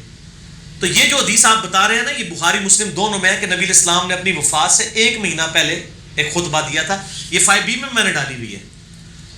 غزوہ احد کے شہداء پہ آپ نے نماز جنازہ پڑھی, اور پھر ہاں یہ بخاری میں 4042 ہے, مسلم میں 5977 ہے. اور عقبہ بن عامر کہتے ہیں کہ نبی علیہ السلام اس طرح خطاب کر رہے تھے گویا کہ آپ کا الوداعی خطاب ہے, اور آپ جو خطاب کر رہے تھے جیسے آپ زندہ اور مردہ دونوں سے رخصت ہو رہے ہیں, کیونکہ شہداء احد کے قبرستان پہ جا کے خطبہ دیا آپ نے, زندہ صحابہ کو بھی اور ان مردوں کو بھی. کیوں؟ شہداء احد جو اس کیفیت سے گزرے تھے وہ سورہ آل عمران میں آئی ہے کہ مال غنیمت کی سمیٹنے کی محبت کی وجہ سے, دنیا کی محبت کی وجہ سے احد کی فتح شکست میں بدل گئی تھی. ایسے ہی ہوا تھا نا. تو نبی علیہ السلام نے اصل میں وہاں پہ خطبہ اس لیے دیا تاکہ لوگوں کو پتہ چلے کہ دنیا کی محبت سے بچنا ہے. دوسرا, احد میں وہ صحابہ شہید ہوئے تھے کہ جن کی قربانی کی وجہ سے اسلام نے کل کو تینوں بر اعظموں میں پہنچنا تھا. نبی علیہ السلام کو وہ اپنے سارے جانثار یاد تھے, خصوصاً امیر حمزہ رضی اللہ تعالیٰ عنہ. تو نبی علیہ السلام نے ان کو خطاب اس لیے کیا تاکہ پتہ چلے کہ ان کی قربانیوں کی لاج رکھنا, محنتیں ان کی ہیں, کل کو پھل تم لوگوں نے کھانے ہیں. میں علا وجہ بصیرت کہتا ہوں کہ اگر حضرت امیر حمزہ زندہ ہوتے تو خلیفہ اول حضرت ابوبکر نہ ہوتے, حضرت امیر حمزہ ہوتے. اس کا ثبوت یہ ہے کہ غزوہ بدر اور احد کے اندر مسلمانوں کی لیڈرشپ حضرت ابوبکر کے پاس تو نہیں تھی, حضرت حمزہ کے پاس تھی. جو وہ چونکہ قربانی کے وقت میں وہ شہید ہو چکے تھے, نبی علیہ السلام کو ان کی قربانیاں یاد تھی کہ ان کی محنتوں کا لوگ بعد والے لوگوں نے پھل کھانا ہے. تو نبی علیہ السلام نے ان کی قبروں کی موجودگی میں زندوں کو بھی خطاب کیا, اور یہ عقبہ بن عامر کہتے ہیں گویا کہ آپ دنیا سے رخصت ہو رہے ہیں, اور 1 مہینہ پہلے. اور اس میں الفاظ ہے کہ میں نے نبی علیہ السلام کو اس کے بعد ممبر پہ نہیں دیکھا, اور آپ نے فرمایا کہ میں تمہارا گواہ ہوں, میں یہاں پر بھی اپنے حوض کوثر کو دیکھ رہا ہوں. اللہ تعالیٰ نے آپ کو سامنے سارا منظر دکھا دیا. دیکھنا میرے بات, مجھے یہ خطرہ نہیں کہ تم شرک میں مبتلا ہوگے, یعنی ساری قبر پرستی شروع کرتے ہیں یا اس طرح. آپ کو کانفیڈنس تھا کہ صحابہ کی تربیت, البتہ مجھے خطرہ ہے کہ تم دنیا کے مال میں پھنسو گے اور پھر تم اسی طرح ہلاک کر دیے جاؤ گے جس طرح کہ اگلی قوم ہے. اور پھر آپ دیکھ لینا یعنی 30 سال تک ہی معاملات صحیح رہے ہیں، اس کے بعد تو پھر دنیا پرستی نظر آئی ہے. وہ آپ کربلا والے سچ پیپر میں دیکھ لیں. میں پھر اور پاسے ٹور پاؤں گا. ایسے بہت کچھ ہے بھائی، ایسے تو باقاعدہ یعنی اس میں جو سی نمبر ہیڈنگ ہے نا 26 نمبر سے آن ورڈ، اس کی ہیڈنگ ہی ہے. رسول اللہ نے اپنی وفات سے 1 مہینہ قبل مستقبل میں ہونے والے حکومتی بگاڑ سے متعلق خبریں دے دی تھی. یہ لفظ مستقبل ہے لیکن مستقبل بولا جاتا ہے. چلیے میں اگلا سوال یہ ہے کہ اکثر سنا جاتا ہے کہ خانہ کعبہ اور گنبد خضرا کے اوپر سے کوئی پرندہ نہیں گزر سکتا، نہ بیٹ کر سکتا ہے. اگر یہ سچ ہے تو آپ جیسے ذمہ دار مبلغین کافروں کو کھلا معجزہ دکھا کر جو ہے وہ مسلمان کیوں نہیں کر لیتے؟ شکر ہے جی کافروں نے یہ گل پتا کہ مسلمان ہے کہنے نے، ورنہ تو کھلے کافر ہی مار جان. یعنی یہ اتنا بڑا جھوٹ انہوں نے بولا ہے. ہمارے جیسے ذمہ دار مبلغین تو کام نہیں کریں گے، یہ غیر ذمہ دار مبلغین کا کام ہے کہ وہ یہ جھوٹ بول بول کے کافروں کو اپنی طرف اٹریکٹ کریں تاکہ کافر نیشنل جغرافی کا کیمرہ لے کے تے چڑیاں وکھان تانوں تو تہاڈی جڑی ہے نا پورا جڑا جھوٹ ہے نا تہاڈے ہاتھ وچ پھڑا دین. یہ اللہ کا شکر ہے جناب کہ یہ ذمہ دار مبلغین یہ کام نہیں کر رہے. میرے بھائیو یہ بالکل جھوٹ ہے. اس زمانے تک تو چلو چل سکتا تھا جب کوئی خود نہیں گیا ہوا تھا. آج میرے بھائی لائیو کیمرے میں بھی دیکھ سکتے ہیں. خانہ کعبہ شریف کے اوپر سے ادھر پتہ نہیں انہوں نے مشہور کیا گیا وہ جی پچھو چڑیاں دے گولاں دے گول آندے نے انج کر کے لنگ جاندے نے انج کر کے. جہاز بھی نہیں گزرتا کہتے ہیں، جہاز بھی نہیں گزرتا. اے جناب جہاز گزرنے کی آپ اجازت دیں، ہم گزرواتے ہیں جہاز اس کے اوپر سے. وہ تو ویسے ہی نو فلائی زون نے ڈکلیئر کیا ہے اس لیے نہیں جہاز گزرتا. وہ تو پاکستان میں بھی کئی جگہ جہاز نہیں گزر سکتا. اے پکی نو فلائی زون ہے نا بھائی، نو فلائی زون تو نہیں ہے نا. مطلب جب نو فلائی زون ہوگا تو پھر آپ نہیں. تو ہماری جو جہاں پہ بھی سینسٹیو تنصیبات ہیں وہاں کے وہ نو فلائی زون ہے تو وہ جہاز گزرنے نہیں دیتے، ورنہ تو گزر سکتے ہیں. اور چڑیاں کیا چڑیاں اوپر بیٹھتی بھی ہیں میرے بھائی، کبوتر بیٹھتے ہیں، ایون غلاف کعبہ پہ بیٹ بھی کرتے ہیں، ان کے نشان موجود ہوتے ہیں. یہ بالکل جھوٹ بول رہے ہیں. گنبد خضرا کے بارے میں بھی مشہور کیا ہوا ہے. بلکہ میں نے اگلے دن ایک جگہ دیکھا انہوں نے کہا جی دیکھیں گنبد کا شاید سایہ ہی کوئی نہیں. اور دو فوٹو شاپ بھی تو میری فوٹو بنا کے بھی سایہ سائڈ سے ختم کر دو. گنبد خضرا کا سایہ ہی نہیں ہے، اندازہ کریں آپ. پھر نبی علیہ السلام کا بھی کہتے ہیں نہیں سایہ نہیں تھا. میں نے ان کو بتایا کہ ترکی کے جو توپ کاپی میوزیم ہے اس میں نبی علیہ السلام کا بال مبارک ہے. اگر اس کا سایہ نہیں ہے تو ان کا دعویٰ ٹھیک ہے. تو وہ سایہ تو آپ اس کی تصویر یوٹیوب پہ دیکھیں نا، وہ روشن کر کے تو اس کا سایہ اسٹریٹ نظر آ رہا ہے. یہ پائے انجینئر صاحب نے آنے تو بعد مصیبت پہ گئی ہے. ہر چیز علمی دلائل سے بیان کریں گے. گنبد خضرا کا سایہ بھی ہے. گنبد خضرا کی ایون جو ٹپ ہے نا نوک، اس کے اوپر میں نے اپنی آنکھوں سے کئی دفعہ کبوتروں کو بیٹھے ہوئے دیکھا. ٹھیک ہے جی، بالکل جھوٹ بولتے ہیں. اوپر بیٹھتے بھی ہیں، بیٹھے بھی کرتے ہیں، کیونکہ اس میں کوئی شرعی حکم والا معاملہ نہیں ہے. اور پھر اگلی پھکی مجھ سے لے لیں. صحیح مسلم میں کتاب الحج چیپٹر ذرا کھول کے پڑھیں. یزید کے دور میں خانہ کعبے پہ چڑھائی کی گئی، خانہ کعبے کا غلاف بھی جل گیا، دیوار بھی زخمی ہو گئی. تسی کہندے اس تے چڑی نہیں مار دی تے یزید نے کعبہ ہی بھان دیتا سی. جے حجاج ابن یوسف نے کعبہ بھان دیتا سی منجریق نال بمباری کر کے. مسلم شریف میں کھول کے پڑھ لیں تو چڑی تو بڑی چھوٹی شے ہے، اس پہ تو بمباری ہوئی، خانہ کعبہ شہید ہوا. وہ ابرا والا معاملہ ایک ہی ہوا ہے، اللہ تعالیٰ نے حفاظت کی ہے، ہمیشہ نہیں حفاظت ہوگی. صحیح بخاری میں ہے کہ میں اس حبشی کو بھی دیکھ رہا ہوں جو قرب قیامت سے پہلے کعبے کی اینٹ سے اینٹ بجا دے گا.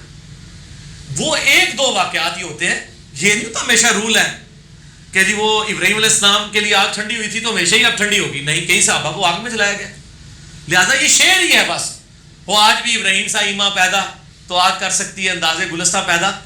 یہ انہوں نے تھریٹیکل بات کی ہے کہ چونکہ ابراہیم والا ایمان پیدا ہی نہیں ہونا لہٰذا آگ ٹھنڈی نہیں ہونی. مطلب لیا کرو یہ.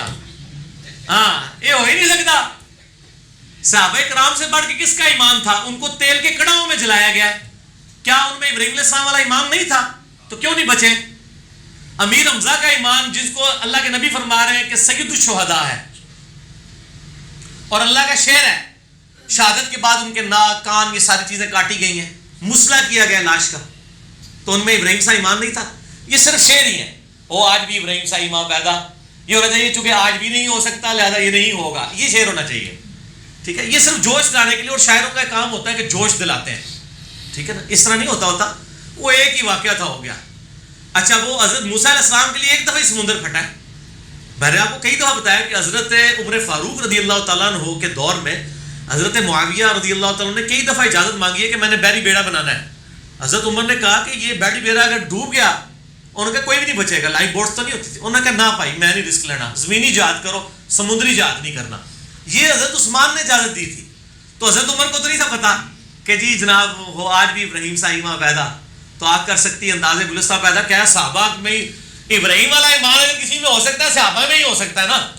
ان کے لیے تو کوئی نہیں, نہ تو آگ ٹھنڈی ہو رہی ہے اور نہ سمندری بیڑے میں ان کے لیے کوئی جگہ بن رہی ہے. حضرت عمر کو تو یہی پتا ہے کہ ڈوب جان گے تو میں نہیں بنا دینا. ساری کی ساری چیزیں جذباتی ڈاکٹرائن ہے.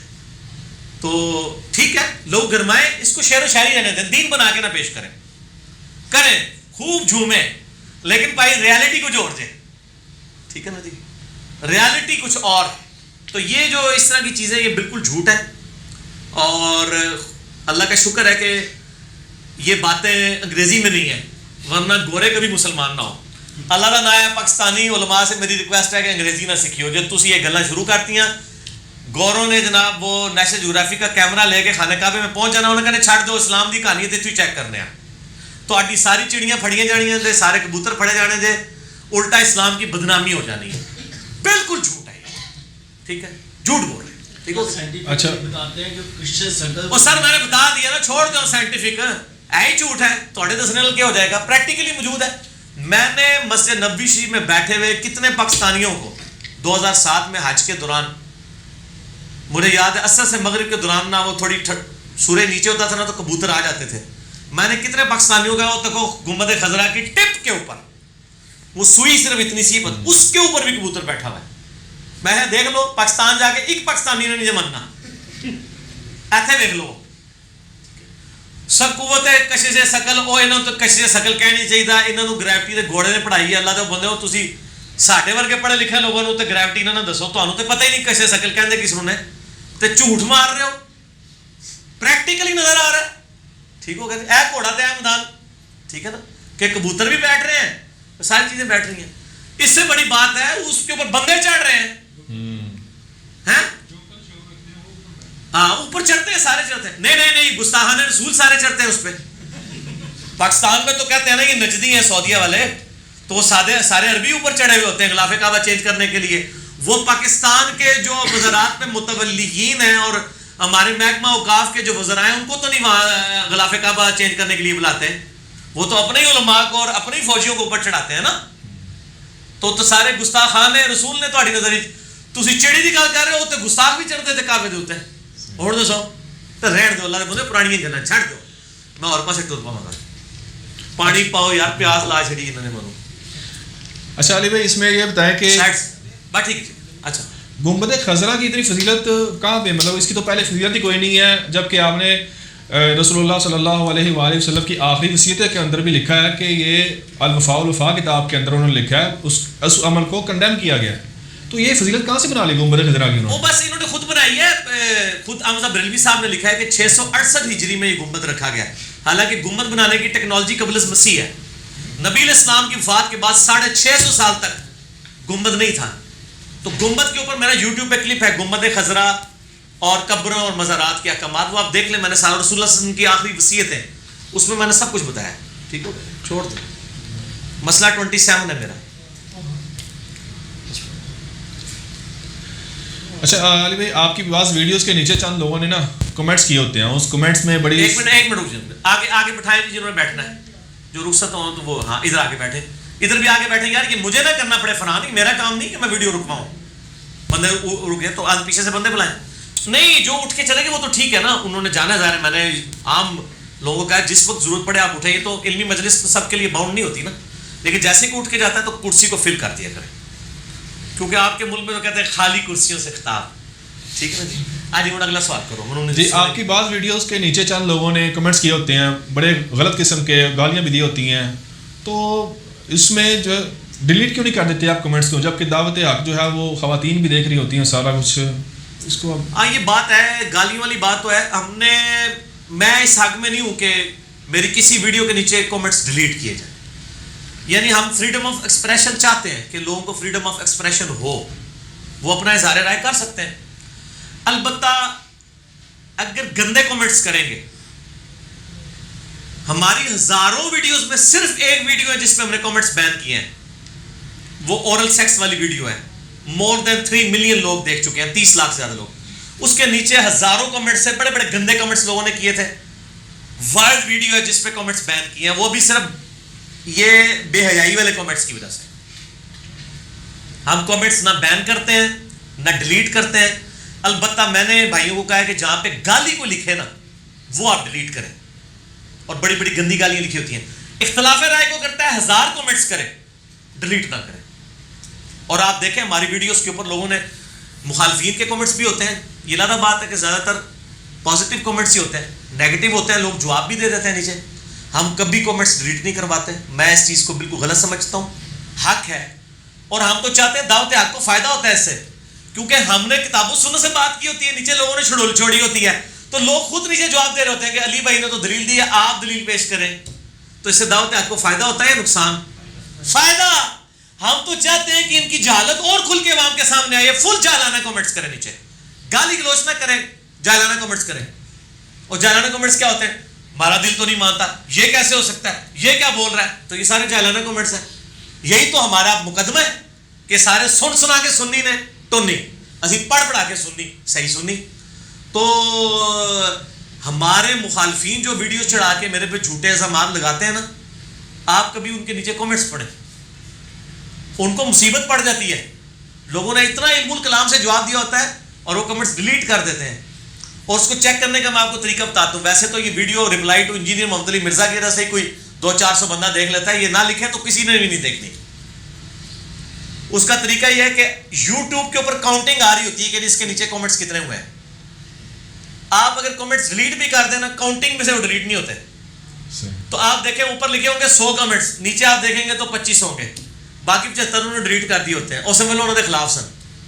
ہم یہ کام نہیں کرتے. ہاں جہاں پہ گالی گلوچ ہو، وہ میں نے بھائیوں کو کہا کہ گالی گلوچ کو ضرور ڈیلیٹ کریں. وہ کوئی اسلامی علمی طریقہ نہیں ہے، نہ اسلام اس کو پسند کرتا ہے کہ آپ گالیوں کے ساتھ اختلاف کریں. اور یہ بھی اسلام کی ناپسندیدگی ہے. مجھے پرسنلی کوئی فرق نہیں پڑتا، کوئی مجھے گالی میں نکالے. میں آپ کو پرسنلی بات بتا رہا ہوں، کتنے علماء نے مجھے کتنی گندی گالیاں نکالی ہیں، اور میں نے اپنی ویڈیوز میں ان کے لیے تعریفی کلمات کہے. میں ان کی فیلڈ کا بندوں، مجھے کوئی فرق نہیں پڑتا. گالی نکال کے وہ اپنا ظرف شو کر رہا ہے، میں علمی تحقیق میں کسی کی قدر کر کے اپنا ظرف شو کر رہا ہوں. گالی میں صرف ہمیں خطرہ یہ والا ہوتا ہے کہ لوگ پڑھیں گے، فیمیلز بھی پڑھتی ہیں، پھر بعض کا اتنی واحد گالیاں ہیں، کیونکہ آپ کو پتہ ہے علماء کی وکیبلری جو ہے نا گالیوں کی، وہ دنیا داروں سے زیادہ ہوتی ہے. عام آدمی اتنی موٹی گال کرتا ہے، یہ اتنی موٹی گال کرتے رہے، ٹھیک ہے نا. تو وہ اس وکیبلری سے ہمیں بڑا ڈر لگتا ہے کہ وہ لوگ پڑھیں گے، ورنہ مجھے نہیں فرق پڑتا. مجھے بتائیں کہ کسی نے نیچے گالی کی ہے، اس سے ہماری دعوت حق کو کیا نقصان ہوگا. پچھلے 100 سالوں میں نبی علیہ السلام کے خلاف 60,000 کتابیں لکھی گئی ہیں، اور اسلام تیزی سے جتنا ان 100 سالوں میں پھیلا ہے نا، پچھلے 1400 سال میں نہیں پھیلا اتنی تیزی سے. Islam is the fastest growing religion in America and Europe. حالانکہ 60,000 میں سے 60 کتابوں کے جواب بھی مسلمانوں نے نہیں دیے. مسلمان بات صرف یہ کہہ سکتے ہیں کہ جی سلمان رشدی کو قتل کر دو. سلمان رشدی کی کتاب کا جواب دینا وہ مشکل ہے ان کے لیے، اس لیے کہ اس کتاب کا جواب دینے کا مطلب ہے کہ اپنے بزرگ بابوں کی کتابوں کو بھی نگیٹ کرنا پڑے گا. رشدی دجال نے جو کچھ نبی علیہ السلام پہ ایلیگیشن لگائے ہیں، اس نے کوئی گھر بیٹھ کے نہیں لگائے ہیں.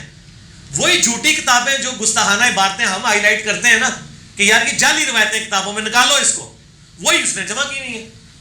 راج پال نے، جس کو غازی علم دین نے مارا تھا، اس نے بھی کوئی اپنی طرف سے تو باتیں نہیں لکھی. یہ ساری جعلی باتیں کتابوں میں. ہم یہی تو رونا روتے ہیں کہ مسلم شریف کی پہلی حدیث ہے، بخاری میں بھی ہے، جس نے میری طرف جھوٹی حدیث منسوب کی اپنا مقام دوزخ میں دیکھ لے. یہ جھوٹی روایتیں کتابوں میں موجود ہیں، اور اس میں بعض کا حیا سوز، ایمان سوز روایتیں، نبی علیہ السلام کی شخصیت کو بدنام کرنے والے جھوٹے واقعات موجود ہیں. میرا یوٹیوب پہ ایک کلپ ہے، نبی علیہ السلام کو بدنام کرنے والے جھوٹے واقعات. آپ یوٹیوب پہ لکھیں، آپ کو پتہ چلے گا. وہی واقعات وہ نقل کرتے ہیں تصوف کی کتابوں سے اٹھا کے، ٹھیک ہے جی، کشف المحجوب سے اٹھا کے، حشر بحث سے اٹھا کے، اور اسی طریقے سے تاریخ کی کتابوں سے اٹھا کے کرتے ہیں. اور جواب انہوں نے کہاں سے دینے ہیں؟ یہ صرف یہ کہہ سکتے ہیں مار دو اگلے کو، کیونکہ ان کو پتہ ہے کہ ہماری کمپیٹنسی نہیں ہے، اور اگر ہم نے جواب دیا تو جواب رشدی کو بعد میں ہو رہا ہوگا، ہمارے بابوں کو پہلے ہو رہا ہوگا، تو لوگ پھر ہمیں بابی کہیں گے. نہ میں وہابی تو نہ میں بابی. ٹھیک ہے جی. اچھا اکثر ویڈیو چڑھی ہوتی ہیں آپ کے نام سے رپلائی ٹو انجینئر محمد علی مرزا, تو یہ سب کو اجازت ہے مشہور ہونے کے لیے, ایسا کر سکتا ہے؟ اگر وہ واقعی مجھے رپلائی کر رہا ہے تو کرے, اگر وہ قرآن و حدیث کو رپلائی کر رہا ہے نا تو پھر رپلائی ٹو انجینئر محمد علی مرزا نہ لکھا کرے رپلائی ٹو صحیح بخاری اینڈ صحیح مسلم. یعنی اگر میں بخاری سے حدیث بیان کر رہا ہوں 2812 کہ عمار کو ایک باغی جماعت قتل کرے گی, عمار ان کو اللہ اور جنت کی طرف بلائے گا, وہ جماعت دوزخ کی طرف بلانے والی ہوگی, تو اب عمار کے مخالفین کی جماعت کو دوزخی اور دوزخ کی طرف بلانے والی جماعت, دوزخی نہیں دوزخ کی طرف بلانے والی جماعت اور باغی جماعت نبی علیہ السلام نے کہا, نقل کس نے کیا؟ بخاری نے. تو انجینئر صاحب سے کہنا غصہ ہے, کٹو امام بخاری سے اگر کٹنا چاہتے ہیں, بلکہ امام بخاری کا بھی کوئی قصور نہیں ہے, تو نبی علیہ السلام کا فرمان ہے. تو وہ رپلائی ٹو بخاری مسلم لکھا کریں یا لکھا کریں رپلائی ٹو نبی صلی اللہ علیہ وآلہ وسلم, تاکہ آپ اپنے ایمان سے یاد ہو بیٹھیں. اچھا علی بھائی, رمضان المبارک کی آمد ہے, اس حوالے سے اگر آپ کے کوئی لیکچرز ہیں تو ان کے نمبر بتا دیں, خصوصاً فقہی احکام و مسائل کے متعلق, اور یہ بھی کائنڈلی ذرا بتا دیں کہ کیونکہ اس میں لکھا ڈیٹیل نہیں لکھی ہوئی کہ کون سے مسئلے میں کون سے چیزیں ڈیٹیل ڈسکشن ہوئی ہے. دیکھیں رمضان مبارک میں میرے ڈیٹیل 4 لیکچر ہیں, مسئلہ نمبر 53A-B-C-D. ٹھیک ہے جی. اور اس میں نے فقہی احکام و مسائل بڑے ڈیٹیل کے ساتھ بتائے ہیں, اور ان کے کلپس بھی ہمارے یوٹیوب والے چینل پہ ہیں. سحری اور افطاری کے مسائل, اور سحری کی ٹائمنگ پہ سنی شیعہ اختلاف, رویت حلال, یہ ساری چیزیں اس کے اندر کلپس کی فارم میں بھی آئیں گے. آپ جو بھی لکھیں گے ساتھ انجینئر محمد علی مرزا لکھ دیں, انشاءاللہ تعالیٰ وہ کلپ کھل جائیں گے. اچھا اس میں ایک سرسری طور پہ ایڈ کر دوں, مجھے پچھلے دنوں کچھ ای میلز آئی تھیں, یہ پیچھے جو لوگ گفتگو کر رہے ہیں نا, تو اللہ تعالیٰ ان کو ہدایت دے, اگر ہدایت نہیں دے سکتا تو اللہ تعالیٰ ان کو یہاں اکیڈمی سے باہر نکال دے فوراً. اچھا تو یہ اکثر لوگ مجھے ای میلز بھی کرتے ہیں, اور آپ لوگوں کو بھی آتی ہوں گی, مجھے ضمناً اس کے اوپر یاد آ گیا, آپ نے کہا نا وہ جو لیکچرز کون کون سے ہیں, کئی لوگوں نے کہا کہ آپ کی کچھ ویڈیوز یوٹیوب سے ڈیلیٹ ہو گئی ہوئی ہیں, اور کچھ کلپس ڈیلیٹ ہو گئے میں, یا آپ نے کر دیے, وہ کیوں کیے میں؟ تو میں ذرا اس کے اوپر کیٹاگوریکل بتا دوں, اس کی کئی ایک ریزنز ہوتی ہیں یوٹیوب سے ویڈیو ہٹانے کی. کئی میری ویڈیوز ہیں جو دوبارہ سے ریکارڈ ہو چکی ہیں, جیسے مسئلہ نمبر 5 حیات النبی والا صلی اللہ علیہ وآلہ وسلم, جب وہ نیا ریکارڈ ہوا تھا ہم نے پرانا ڈیلیٹ کر دیا. حاضر و ناظر کے اوپر مسئلہ 7 نیا ریکارڈ ہوا, پرانا ڈیلیٹ کر دیا. درود شریف پہ مسئلہ 56 نیا ریکارڈ ہوا, پرانا ڈیلیٹ کر دیا. وہ آبویس ہے, پھر ورنہ کنفیوژن ہوتی ہے. اسی طریقے سے بعض ویڈیوز کی پکچر کوالٹی اچھی نہیں ہوتی, آواز نہیں اچھی ہوتی, اور ہم بہتر فارم میں اسے ریکارڈ کروا دیتے ہیں, پھر پرانے کلپ ہم اڑا دیتے ہیں. یہ نہیں ہوتا کہ میں نے کسی مسئلے میں رجوع کر لیا تو میں پرانا کلپ ڈیلیٹ کر دوں, ورنہ تو پتہ ہی نہیں چلے گا کس سے رجوع کیا ہے, میں نے کب کہا تھا. یہ تو اسی طریقے سے قرآن حکیم میں جو منسوخ آیات ہیں وہ نکال دی جائیں, وہ منسوخ ہوگی تو پتہ چلے گا نا یہ ناسخ فلاں کی منسوخ ہے, تو ہم وہ ویڈیوز جس پہ میں رجوع بھی کرتا ہوں نا, وہ ویڈیو میری چڑھی رہتی ہے. اتارنے میں اس طرح کی ریزنز ہوتی ہیں. پھر بسا اوقات کوئی ایسی ویڈیوز بھی, کاپی رائٹس والا مسئلہ تو ہمارے ساتھ نہیں ہوتا, کیونکہ ہم حد الامکان کوشش کرتے ہیں کسی دوسرے کی ویڈیو نہ لگائیں کہ وہ یوٹیوب پہ کاپی رائٹ کلیم کر کے ہماری ویڈیو اڑوا دیں. ایسے ابھی تک ہماری کوئی ویڈیو ڈیلیٹ نہیں ہوئی ہے. حالانکہ 2-4 کلپ میں ہم نے علماء کے کلپ ڈالے ہوئے ہیں ساتھ, لیکن کسی نے کاپی رائٹس کلیم نہیں کیے, وہ ذرا پبلکلی انہوں نے پھر ہوگا. میرے کلپ تو سارے کرتے ہیں, سوائے یہ کہ کوئی حرکت کرے تو پھر ہم ڈیلیٹ کراتے ہیں, ورنہ ادروائز ٹھیک ہے وہ اپنا ضرب شو کریں. اس حوالے سے کچھ ویڈیوز واقعی ڈیلیٹ کی ہوئی ہیں ہم نے, اور وہ بعض اس وقت حالات ایسے ہو گئے تھے جس کی وجہ سے ہمیں وہ ویڈیو ڈیلیٹ کرنی پڑی ہے. وہ اسپیسیفکلی ہوگی تھی, ان ویڈیوز کو لوگ مس یوز کر رہے تھے, کبھی مناظرے کے نام سے, کبھی فلاں کے نام سے. اور پھر بعض کم عقل لوگ ہیں, جب ہم بار بار کہتے ہیں کہ ہم بزرگوں کی گستاخانہ عبارتوں کو غلط کہتے ہیں, ان کتابوں کے چھاپنے والوں کو غلط کہتے ہیں, بزرگوں سے ہمارا کوئی لینا دینا نہیں ہے. ہمارا لینا دینا ویسے ان بزرگوں کے ساتھ ہے ہی نہیں ہے, کیونکہ یہ سارے درمیانے بزرگ ہیں. ہم پرانے بزرگوں کو مانتے ہیں, درمیانے والوں کو نہیں مانتے. یہ کہتا نہیں پرانے بزرگ, اور جن کو یہ پرانا کہہ رہے ہوتے ہیں وہ تو درمیانے ہوتے ہیں. 8 سے 1000 سال پہلے کوئی بزرگ ہے وہ پرانا تو نہیں ہے, وہ درمیانہ ہے. پرانا وہ ہے جو 1400 سال پرانا ہے. نبی علیہ السلام صحابہ تابعین.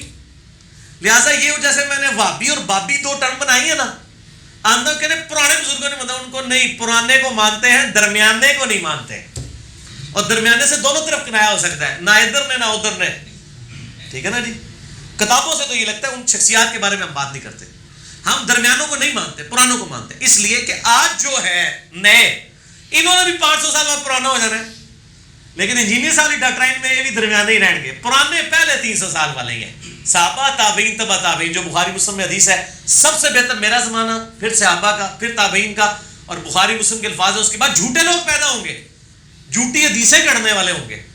تو جو درمیانہ زمانہ ہے نا, اس کی ماشاءاللہ بڑی تعریف نبی علیہ السلام نے کی ہے کہ اس زمانے میں کتنا بیڑا غرق کیا جائے گا. تو ہم پرانے بزرگوں کو مانتے ہیں, درمیانے بزرگوں کو نہیں مانتے. تو یہ جتنے پرانے بتا رہے ہوتے ہیں آپ جتنے بھی دیکھ لیں, میں اب کسی بزرگ کو گمراہ یا صحیح ہونے کے اعتبار سے نام نہیں لینے لگا. اب جو میں نام لوں گا میں صرف یہ بتا رہا ہوں کہ یہ بھی پرانے نہیں ہیں. یعنی اگر کوئی کہے کہ امام غزالی پرانے ہیں, نہیں, 505 ہجری میں فوت ہوئے ہیں وہ, نبی علیہ السلام کی وفات کے 500 سال بعد, وہ بھی درمیانے ہیں. اچھا جی, شیخ عبد القادر جنانی رحمہ اللہ 571 ہجری میں فوت ہوئے ہیں, وہ امام غزالی کے بعد فوت ہوئے ہیں, وہ بھی درمیانے ہیں. خواجہ معین الدین چشتی 633 ہجری میں فوت ہوئے ہیں, وہ تو بہت ہی آگے ہیں, ان سے پہلے 600 سال کے ہیں, وہ بھی درمیانے ہیں, درمیانے میں بھی اس طرف ہیں. علی بن عثمان حجویری 465 ہجری میں فوت ہوئے ہیں, وہ بھی درمیانے ہیں, اس سے پہلے 450 سال کے مسلمان موجود ہیں. پرانے ایسی تو ہم دسنے ہیں. سیدنا ابو بکر الصدیق رضی اللہ تعالیٰ عنہ المتوفا 13 ہجری. ٹھیک ہے. سیدنا عمر فاروق رضی اللہ تعالیٰ عنہ المتوفا 24 ہجری. سیدنا عثمان غنی رضی اللہ تعالیٰ عنہ المتوفا 35 ہجری. سیدنا علی رضی اللہ تعالیٰ عنہ المتوفا 40 ہجری. پھر آگے آپ تابعین میں آ جائیں, حسن بصری المتوفا 110 ہجری. اس سے آگے آ جائیں آپ امام شافعی 204 ہجری, امام حنیفہ 150 ہجری, امام مالک 179 ہجری, امام احمد نمبر 241 ہجری, یعنی ان کی سن وفات ہے. تو ان لوگوں کی بات کریں تو ہم پرانوں کو مانتے ہیں, درمیانوں کو نہیں مانتے. نہ میں وابی تو نہ میں بابی, نہ میں بابوں کا ماننے والا, اور نہ میں یہ جو آپ نے ایک سو کالڈ اپنے زوم میں گالی بنائی ہے, ہم مسلمان ہیں. اسی طریقے سے نہ میں نویں نہ بننے والا, نہ میں درمیانے نہ مننے والا, میں صرف پرانے نہ مننے والا. اور پرانے تو اڈے والے نہیں, پرانے وہ جو واقعی پرانے جن کو نبی علیہ السلام نے کہا ہے پہلے 300 سال, صحابہ تابعین تبع تابعین. اور اس حدیث پہ یہ بخاری مسلم میں, ترمذی میں امام ترمذی نے باقاعدہ باب باندھا ہے کہ پہلے 300 سال کے مسلمانوں کی گارنٹی نبی علیہ السلام نے دی ہے. ٹھیک ہے نا, اس حوالے سے انہوں نے ایک باب بھی باندھا ہے کہ ان صدیوں کی کیا برکات ہے. تو ہم ماشاءاللہ پرانے بزرگوں کو مانتے ہی ہم ہیں, آپ لوگ پرانوں کو نہیں مانتے ہیں, آپ درمیانوں پہ اٹکے ہوئے ہیں, اور خود بھی آپ درمیان میں ہی اٹک گئے ہیں. ٹھیک ہے, اللہ تو بندو پیچھے جاؤ, کہتے ہیں پیچھے ویکھو, اسی کہتے ہیں تھوڑا جا اور پیچھے ویکھو, ادھا پیچھے نا ایسا کر کے نا ویکھو, ایسا کر کے دیکھو. ٹھیک ہے.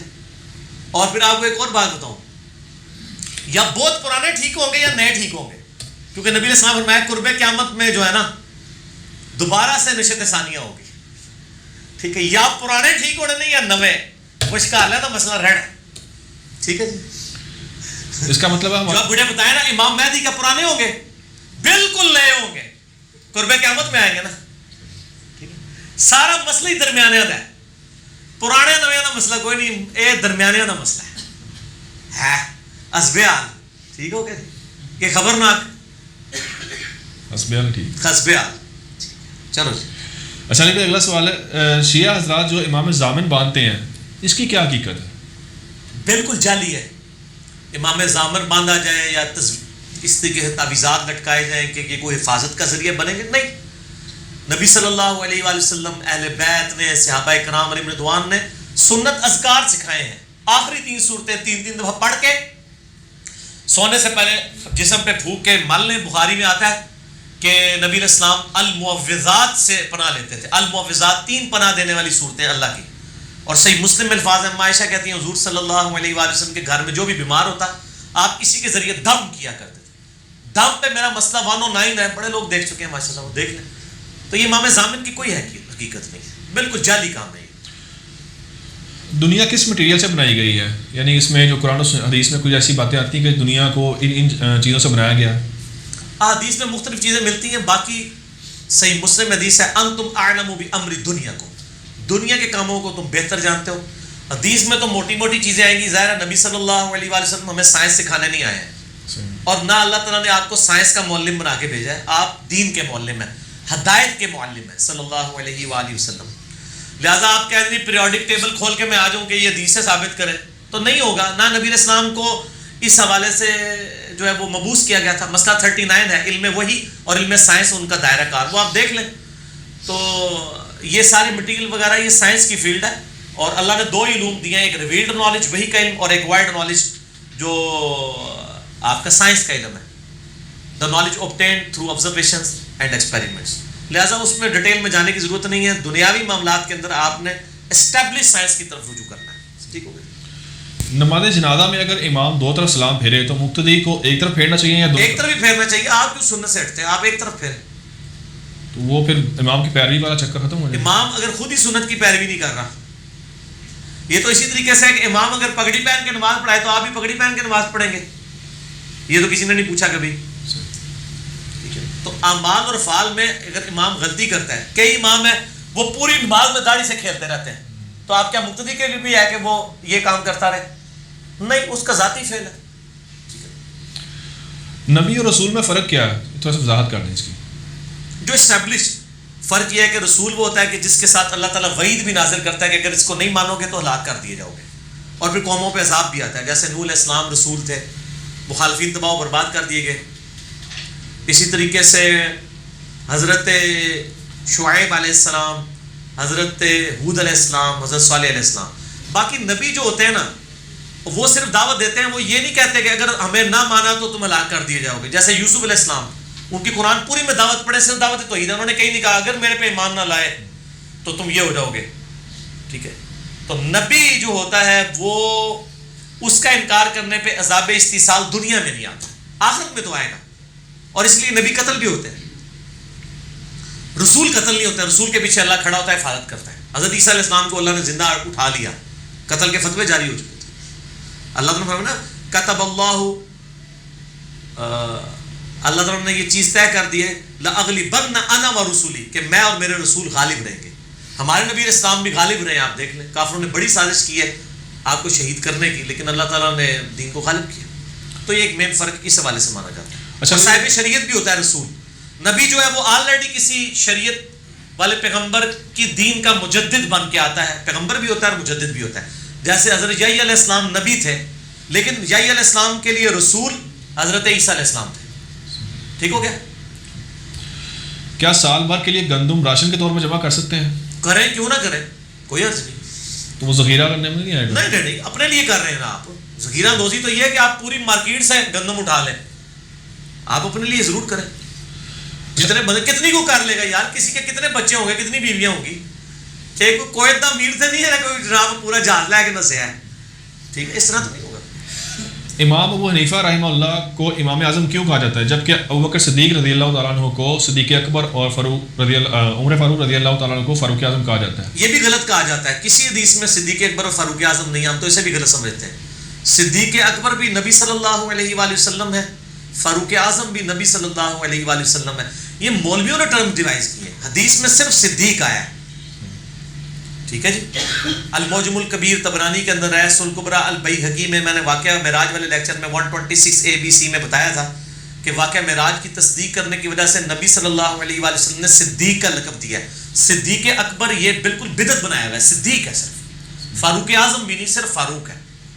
اچھا آپ مجھے یہ پوچھیں, صدیق اکبر فاروق اعظم آگے کیا آتا ہے؟ صرف غنی. اتھی ہونا چاہیے غنی کبیر, کوئی نہیں نہ آیا, وہ صحیح ہے, صرف غنی. حیدر کرار, حیدر اعظم تو کوئی نہیں آیا نا. علی المرتضیٰ ہی آیا, مرتضیٰ اعظم تو نہیں آیا نا. تو یہ پہلے دو علماء نے بنائے ہوئے ہیں. انہوں نے یہ اس لیے بنایا کہ تاکہ اس کے ذریعے ہم کسی اور کو بھی ٹائٹل دے دیں گے. وہ ٹائٹل بھی غلط ہے. وہ کہتے ہیں کہ اپنے زمانے میں وہ اعظم تھے, ہم کہتے ہیں یہ بھی جھوٹ ہے. ان کے زمانے میں امام جعفر صادق علیہ السلام موجود تھے, ان کے استاد اور سب سے بڑے عالم. ویسے تو ہم امام مالک کو بھی ان سے بڑا امام سمجھتے ہیں، کیونکہ امام مالک حدیث کے بھی امام تھے، فقہ کے بھی امام تھے. امام حنیفہ سے اگر کمپیئر کیا جائے ان کے زمانے میں امام مالک ان سے بڑے امام تھے، اور امام مالک کے پوتا شاگرد ہے امام حنیفہ. جی امام مالک کے شاگرد ہیں امام محمد. امام محمد نے امام مالک سے الموطا امام مالک نقل کی تھی، جو الموطا امام محمد کے نام سے مشہور ہے. جب امام حنیفہ کے پاس آئے تو انہوں نے کہا مجھے بھی حدیثیں لکھوانا جو تم مالک سے سیکھ کے آئے ہو. تو امام حنیفہ تو پوتا شاگرد ہے امام مالک کے، تو امام مالک کو امام اعظم کہا کرے نا. ٹھیک ہو گیا. کیا زکوٰۃ کے پیسوں سے حج یا عمرہ کیا جا سکتا ہے اور کروایا جا سکتا ہے؟ نہیں، کیا تو کوئی نہیں کرتا، کروایا ہی جاتا ہے سر، کروایا جاتا ہے، کسی کو کروایا جاتا ہے. جس کو آپ کروا رہے ہیں تو ظاہر ہے وہ تو اس کے پاس پیسے ہی نہیں ہے. جیسے ہی اس کے پاس پیسے آ گئے اس پہ حج فرض ہو جائے گا، اور وہ اس طریقے سے جو حج کرے گا دوبارہ اگر وہ امیر بھی ہو جائے دوبارہ حج کرنے کی ضرورت نہیں. اجماع ہے اس پہ. وہ کہتے ہیں نہیں وہ زکوٰۃ کے پیسوں سے حج کرا رہے ہیں اس پہ تو حج فرض ہی نہیں. بھائی جیسے ہی آپ نے زکوٰۃ کے پیسے اس کو دیے تو استطاعت پیدا ہوگی اس کے اندر، اس پہ حج فرض ہو گیا، کریں. اور یہ جو مشہور ہے جب تک ماں باپ حج نہ کریں اولاد نہیں کر سکتی، جھوٹ ہے. جس کے پاس مال ہے اسی پہ حج فرض ہوگا، ماں باپ پہ کہاں سے فرض ہو جائے گا؟ ماں باپ غریب ہے تو نہیں کریں گے. میت کو بیری کے پتوں سے غسل دینا کیسا ہے؟ سنت ہے. وہ جھاگ کے لیے اور وہ صابن کے ایکوینٹ استعمال ہوتا تھا. 7 بیری کے پتے لے کے، صحیح بخاری میں آتا ہے نبی الاسلام نے اپنی بیٹی کو جب یعنی ان کے غسل کے لیے کہا تو کہا کہ 7 بیری کے پتوں. اب اس کے ایکوینٹ جو ہے نا وہ بیری کے پتے لوگ تلاش کر رہے ہوتے ہیں. وہ اسی طریقے سے کہ آپ کے پاس ٹوتھ پیسٹ بھی موجود ہے، ٹوتھ برش بھی موجود ہے، اور آپ مسواک تلاش کر رہے ہیں. چلے یہ تو مثال علماء کو بری لگی، میں نے علماء کے لیے اس سے بھی اچھی مثال رکھی ہے. یہ کہتا ہے جی مسواک تو سنت ہے نا جی، ٹوتھ پیسٹ والا ثواب نہیں. میں کہتا ہوں ٹھیک ہے، آپ بتاؤ غسل کرنے کے لیے جسم سے گندگی دور کرنے کے لیے صابن سنت ہے یا مٹی؟ مٹی. تو کون سے عالم صاحب جو ہیں انہوں نے مٹی کی گاچیاں رکھی ہوئی ہیں اپنے پاس؟ ادھر کہہ گئے جی صفائی نصف ایمان ہے، اصل مقصد تو صفائی ہے تو صابن سے ہی کرتے ہیں. تو سرکار مسواک کی جگہ بھی اگر کوئی ٹوتھ پیسٹ یا ٹوتھ برش کر لے تو اصل مقصد صفائی ہے، پھکیاں نہ لے سر. ٹھیک ہے جی. ادھر بھی بیری کا مقصد یہ تھا. تو اگر کوئی صابن شیمپو یا یہ چیزیں استعمال کرتا ہے سوپ وغیرہ تو ٹھیک ہے کرے.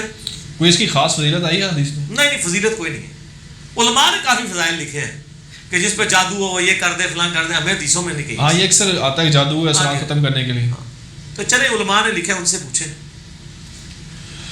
امام مقتدیوں کو صف سیدھی کرنے کے لیے عربی میں جو الفاظ کہتے ہیں وہ صحیح سند سے کوئی ثابت جو صحیح الفاظ ہیں وہ بتا دیں. یہی ہے نا استو واعتدلوا، سیدھے ہو جاؤ، صف اعتدال کے ساتھ کھڑے ہو جاؤ. کوئی اور الفاظ بھی ثابت ہیں؟ کیونکہ اصل عرب کے علماء جو ہے نا وہ اور بھی الفاظ کے ساتھ کوئی غرض نہیں ہے. اصل مقصد یہ ہے کہ جو بخاری مسلم میں مشکات میں پہلی جلد میں آپ کو صف سیدھی کرنے کا بیان ملے گا، اس میں آتا ہے کہ نبی علیہ السلام صف سیدھی کرواتے تھے. یہ ہے اصل. موبائل بند کروانے کے لیے کسی حدیث میں نہیں آپ کو ملے گا کہ موبائل سائلنٹ کر لیں، نہیں ملے گا. ٹھیک ہے نا. لیکن یہ امام کی ذمہ داری ہے. ہاں ٹھیک ہے. وہ الفاظ جو بھی بولے جائیں ان معاملات میں اصل مقصد یہ ہے کہ صف سیدھی کروانی ہے. اس کے لیے پنجابی میں بولیں، اردو میں بولیں، عربی میں بولیں. کئی لوگ عربی بولتے رہتے ہیں، پچھلے مفتیوں کو پتہ ہی نہیں چلتا. دوسری طرف وہی لوگ جو ہیں وہ جمعے کی تقریریں جو ہیں وہ عربی میں نہیں اردو میں کر رہے ہوتے ہیں. کئی لوگوں کو سمجھ نہیں آتی تھی. اللہ بولو صاف بھی اردو بول کے سیدھی کراؤ نا، عربی کو بول دو یا اور عربی بولے اس کے بعد اردو بھی بولے. بات سمجھ نہیں میری بات، لاجیکل بات. 73 فرقوں والی حدیث کے پیش نظر حنفی، مالکی، شافعی، حنبلی وغیرہ کیا فرقوں میں شمار ہوں گے یا پھر مسلک میں؟ اور مسلک ہیں تو فرقہ اور مسلک کا فرق بیان کریں. بڑا اوکھا سوال کیتا جائے. یہ آپس ہی پختن. ویسے تو یہ کہتے ہیں یہ فرقے نہیں ہے، فروعی اختلافات ہیں. لیکن اگر آپ ان کی فقہ کی کتابیں اٹھائیں، ایک ہی مثال کافی ہے کہ خانہ کعبے میں انہوں نے 300 سال تک 4 مصلے رکھے ہیں. اگر فروعی اختلاف تھا تو 4 مصلے الگ کیوں تھے؟ میں یہ پوچھتا ہوں. اگر یہ 4 فرقے نہیں تھے، ایک ہی فرقہ تھا. جیسے میں آپ سے پوچھتا ہوں کہ ایک بریلوی فرقہ یا ایک گروہ ہے، اس میں ڈاکٹر طاہر قادری صاحب کی جماعت ہے، الیاس قادری صاحب کی جماعت ہے اور جماعتیں ہیں. لیکن بریلوی جب نماز پڑھ رہے ہوتے ہیں سارے فرقوں کی جماعتوں والے پیچھے ہی پڑھ رہے ہوتے ہیں نا، تو ہم مانتے ہیں کہ یہ سارے ایک ہی ہیں. لیکن کعبے میں 4 مصلے، اب تو ہم نے اتنی ویڈیو چڑھائی ہے نا، آپ لکھے خانہ کعبہ میں 4 مصلے، وہ میں نے تصویر بھی کلر ڈھونڈ لی ہے. 300 سال تک جنہوں نے کعبے میں امام حنیفہ، امام شافعی، امام مالک، امام احمد بن حنبل کے ناموں پہ، ان بزرگوں کا قصور نہیں ہے، 4 مصلے ڈالے، چاروں امام لاگ کھڑے ہوتے تھے. اب فروعی اختلاف کس منہ سے کہتے ہیں؟ اے تھے پھکی. اس تو بعد میں کوئی جواب ہی کوئی نہیں. اگر یہ فروعی اختلافات ہیں تو امام لاگ کیوں تھے؟ ایک دوسرے کے پیچھے نمازیں کیوں نہیں پڑھتے تھے؟ تو اس لیے کہ یہ آپس میں ایک دوسرے کو فرقے سمجھتے تھے. یہ ہم نہیں سمجھتے. ہمارا یہ کہنا ہے کہ اللہ جانے, اللہ کے معاملات جانے. جو بھی کتاب و سنت کو مانتا ہے, اگر کہیں تعویل کی غلطی لگی ہے, اللہ قیامت الدین کے درمیان فیصلہ کر دے گا. ہم نہ کسی کو جنت کی گارنٹی دیتے ہیں نہ دوزخ کی, کیونکہ ہمارا اختیار ہی نہیں ہے. ہم لوگوں کو یہ بتائیں گے کتاب اللہ سنت اجماع کو فالو کرو بس. شام کے اندر جو شام ملک ہے اس میں علوی آباد ہیں, اہل تشیعوں کا ایک گروہ ہے, تو ان کے بارے میں تھوڑی سی وضاحت کر دیں کہ یہ کون لوگ ہیں. ان کے بارے میں میرے بھائی پہلی بات ہے کہ کوئی دین قرآن و سنت کا سوال ہی نہیں ہے. ہم اس طرح کسی کے بارے میں کیا بتا دیں. آپ یہ پوچھیں کہ وہ یہ کہتے ہیں تو یہ عقیدہ قرآن و سنت کے مطابق ہے یا نہیں, تو وہ تو ہم بات کر سکتے ہیں. ہم میرے بھائی یہاں بیٹھے ہوئے ہیں, ہم سے آپ بریلوی دیوبندی اہل حدیث شیعہ کے بارے میں پوچھیں جو یہاں موجود ہیں. جو وہاں بیٹھے ہوئے ہیں ادھر صرف ایک نصیریہ فرقہ ایسا ہے جو گمراہ ہے, حضرت علی علیہ السلام کے لیے الوہیت کلیم کرتا ہے. باقیوں کے جب تک ہمارے پاس اتھینٹک دلائل کے ساتھ چیزیں نہیں آئیں گی ہم ان کے بارے میں اس طرح حکم نہیں لگا سکتے. اسی طریقے سے حوثی ہیں, ان کے بارے میں کبھی کہتے ہیں شیعہ ہے, کوئی کہتے ہیں سنی ہے, کوئی کچھ کہتا ہے, کوئی کہتا ہے نہیں زیدیاں ہیں, اور ان کا پولیٹیکل اختلاف ہے, عقیدے کا اختلاف نہیں ہے. تو آپ یہ تو چوتھے ملے, ہم کچھ نہیں بتا سکتے. آپ ہم سے صرف اصولی بات کریں کہ اگر کسی کا یہ عقیدہ ہو تو یہ عقیدہ کتاب و سنت کے مطابق ٹھیک ہے یا غلط, بس یہ بات کریں. جان بوجھ کر کوئی جہنم میں نہیں جانا چاہتا, تو اماموں نے ایسے عقائد امت میں ڈالے کیوں ہیں؟ اماموں نے کوئی نہیں ڈالے. اماموں کو تو چھوڑ دیں. اماموں سے بڑی پرسنالٹی عیسیٰ ابن مریم ہے, جن کے نام پر انسانی تاریخ کا سب سے بڑا شرک کھڑا ہوا ہے, بیگاٹن سن آف گاڈ, اللہ کا صلبی بیٹا. تو کیا عیسیٰ علیہ السلام نے یہ پونے 2 ارب عیسائیوں کو سکھایا؟ ان کے نام کے اوپر کھڑا کیا گیا. عیسیٰ علیہ السلام کی تو صفائی اللہ نے قرآن میں دی ہے, لقد کفر الذین قالوا ان اللہ هو المسیح ابن مریم, بے شک وہ لوگ کافر ہیں جو کہتے ہیں عیسیٰ ابن مریم ہی اللہ ہے. وقال المسیح, جبکہ مسیح تو خود کہتے تھے یا بنی اسرائیل, اے یعقوب علیہ السلام کی اولاد, انہ من یشرک باللہ اعبدوا اللہ ربی و ربکم, عبادت کرو اس رب کی جو تمہارا بھی رب ہے اور میرا بھی رب ہے. عیسیٰ تو یہ کہتے تھے انہ من یشرک باللہ فقد حرم اللہ علیہ الجنہ ومأواہ النار وما للظالمین من انصار, بے شک جو کوئی اللہ کے ساتھ شرک کرے گا اللہ نے اس پہ جنت حرام کر دی ہے, اس کا ٹھکانہ دوزخ ہے اور وہاں اس کا کوئی مددگار نہیں ہوگا. تو عیسیٰ علیہ السلام کے نام پہ اگر فرقے کھڑے کیے ہیں تو عیسیٰ علیہ السلام کا کوئی قصور نہیں ہے. اماموں کے نام پہ بھی جن لوگوں نے فرقے کھڑے کیے ہیں تسی انہوں نے پٹو یار, اماموں نے کوئی قصور نہیں, اماموں نے بھی کسی تو. کیا ہر فرقے میں سے کچھ لوگ جہنم میں جائیں گے یا پورا فرقہ ہی وہ اللہ نے بندو جنت دوزخ کا فیصلہ اللہ نے کرنا ہے, منہ معاف رکھو. ٹھیک ہے, ہم جنرل بات کریں گے کہ جو دوستیوں والے اعمال کرے گا دوزخ میں جائے گا, جو دوستیوں والے عقیدے رکھے گا دوزخ میں جائے گا, جو جنتیوں والے عقیدے رکھے گا جنت میں جائے گا. باقی اللہ کی مرضی ہے کسی کو معاف کرنا ہے یا اس پہ گرفتار. علی بھائی سوال میں اس لیے کر رہا ہوں کہ قرآن میں آتا ہے نا گروہ در گروہ بھیجا جائے گا, اس حوالے سے میں بات. گروہ در گروہ سورہ الزمر کی تفسیر میں نے بتایا, گروہ در گروہ سے مراد ہے کہ ایک لیڈر ہوتا ہے اس کے فالوور ہوتے ہیں. جی, آج بھی جو گمراہ فرقوں کے لیڈرز ہیں جو اپنی پبلک کو غلط طرف لگا رہے ہیں, تو ظاہر وہ ہم تو ڈوبے ہیں سنم, تمہیں بھی لے ڈوبے کے ساتھ لے کے جائیں گے. لیکن اگر آپ مجھے کہیں کہ جی اس وقت کتنے مولوی ہیں, کون سے گروہ دوزخ میں جائیں گے, اس طرح تو ہم اسپیسیفائی نہیں کر سکتے. یہ تو روایت ہی ضعیف ہے, یہ روایت ہی ضعیف ہے. کیا تصوف ایک الگ دین ہے؟ میرا 73 فرقوں کے اوپر نا آپ میرے بھائی کلپ دیکھ لیں, 73 فرقے یوٹیوب پہ لکھے ہیں انجینئر مدلی مرزا, تو میں نے پوری کی پوری بات کھول دی. ایمان علیہ و صحابی جو ہے بہت کمزور روایت ہے. صحیح روایت ابو داؤد میں ہے کہ میری امت کے 72 فرقے دوزخ میں ہیں اور ایک جنت میں ہے, اور اس کا نام بھی نبی علیہ السلام نے بتایا, الجماع, جو نہ بریلویوں کا نام ہے نہ دیوبندیوں کا نہ اہل حدیثوں کا نہ شیعہ کا. الجماع یہ نام آیا ہے ابو داؤد میں, یعنی اجماع اور اجماع امت. اس لیے ہم کہتے ہیں بھائی مین اسٹریم امت کی وہ انشاءاللہ جنت میں ہی ہے, بے فکر رہیں. باقی اس طریقے سے گروہوں کا معاملہ آپ اس طرح ڈکلیئر نہیں کر سکتے, کیونکہ اگر آپ ایک گروہ کو 100% صحیح ڈکلیئر کرتے ہیں پھر آپ کو ان کے غلط مسئلے بھی صحیح ماننے پڑ جائیں گے. میرے نظر میں تو روئے ارض پہ کوئی ایک گروہ بھی ایسا نہیں ہے جس کے 100% مسائل کتاب و سنت کے مطابق ہوں. نہ بریلوی نہ دیوبندی نہ اہل حدیث نہ شیعہ, کہیں نہ کہیں ٹھوکر کھائی ہوئی ہے. اس کا مطلب ایک گروہ تو آپ کو ابھی نہیں ملے گا. ایک گروہ سے مراد وہی لوگ ہیں جو کسی بھی گروہ میں ہوں گے لیکن وہ ایک پارٹی ہوں گے اس حوالے سے کہ حق بات قبول کر لیں گے کہ جب ان کو بات پتہ چلے گی. بس ادھر تک رہیں, اس سے آگے نہ جائیں. اور وہ جو 72 دوزخ میں کہا گیا اس میں الفاظ نہیں کہ ہمیشہ دوزخ میں رہیں گے. سر مسلمانوں کے جو گروہ دوزخ میں جائیں گے نا ہمیشہ کے لیے دوزخ میں نہیں ہے. کسی کی جرت ہے یہ بات کرے. میں نے شیخ زبیر عزیز صاحب سے بھی ویڈیو میں یہ بات پوچھی، ان کا نہیں میں کیوں کہوں، اللہ تعالیٰ چاہے تو معاف کر دے گا. اللہ نے جس کو معاف نہیں کرنا وہ کافر و مشرک، وہ والا کافر و مشرک ہے جو نبی علیہ السلام کو پیغمبر نہیں مانتا. باقی جو کلمہ کو مشرک ہے اس کا معاملہ الگ ہے. میرا ایک یوٹیوب پہ کلپ ہے کلمہ کو مشرک اور کافر مشرک میں فرق، وہ آپ دیکھ لیں، میں نے سارے علمی دلائل ذکر کیے. کیا تصوف یا صوفیزم ایک الگ دین ہے کیا ہے یہ؟ پریکٹیکلی تو دیکھیں نا، یہ ٹیمپرڈ فارم میں تو آ چکا ہے نا. مسٹسزم جو ہے یا تصوف کہہ دیں یا رہبانیت، یہ تمام مذاہب میں ایگزسٹ کرتی ہے. کرسچنز میں بھی ہے، بدھسٹ میں بھی ہے، اور مسلمانوں میں بھی ایگزسٹ کرتی ہے. اس پوائنٹ آف ویو سے اسے ایک علیحدہ ریلیجن کہا جاتا ہے. لیکن ظاہر ہے کہ جو مسلمانوں کے صوفی ہیں ان کو ہم ظاہر کافر صوفی تو نہیں کہیں گے، مسلمان صوفی کہیں گے. جو عیسائیوں کے صوفی ہیں ان کو عیسائی صوفی کہیں گے. البتہ ان کے عقائد و نظریات جو کتاب و سنت سے ٹکرائیں گے وہ تو نہیں مانے جائیں گے. ٹھیک ہے، تو یہ ایک پارٹی ہے نا، اس پارٹی میں جو چیزیں کتاب و سنت کے مطابق ہوں گی ایکسیپٹیبل ہوں گی، جو نہیں ہوں گی وہ نہیں ہوں گی. بس اس کا کوئی قرآن و سنت میں کوئی ترغیب آئی ہے اس حوالے سے، رہبانیت یا اس حوالے سے؟ بھائی جو کچھ امت میں اس وقت کر رہے ہیں نا، امت کی اکثریت، ان میں سے کئی چیزیں نہیں آئی ہوئی ہیں.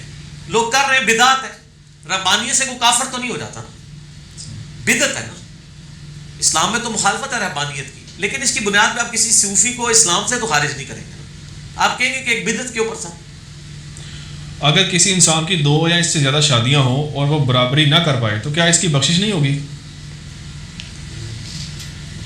انسان کی 2 یا 2 سے زیادہ بخشش تو ہو جائے گی، لیکن سر ظلم کی کیٹیگری تو پھر وہ بڑی سخت وعیدیں ہیں.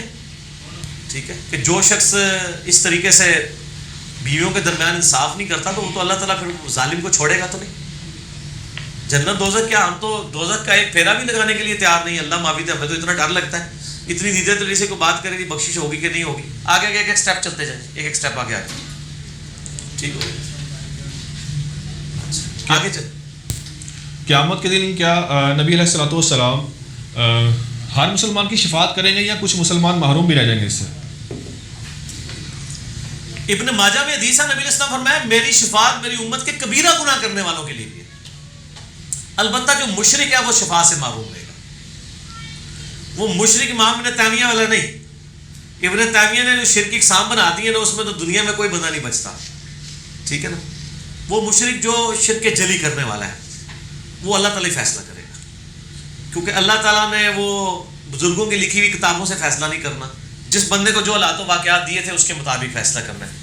اس میں حدیث کوٹ کر دیتا ہوں، بخاری مسلم کی حدیث ہے کہ نبی علیہ السلام فرمایا کہ اگلے وقتوں میں ایک شخص تھا، بڑا گنہگار تھا. اس کی موت کا وقت قریب آیا، اس نے اپنی اولاد کو جمع کیا اور کہا میں کیسا تھا.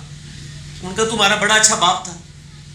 تو انہوں نے کہا اگر تم مجھے اچھا سمجھتے ہو تمہارے حق میں جب میں مر جاؤں میری لاش کے ٹکڑے ٹکڑے کر دینا اور اس کی راکھ بنا کے ہواؤں میں، پانی میں، زمین میں بہا دینا مختلف جگہوں پر.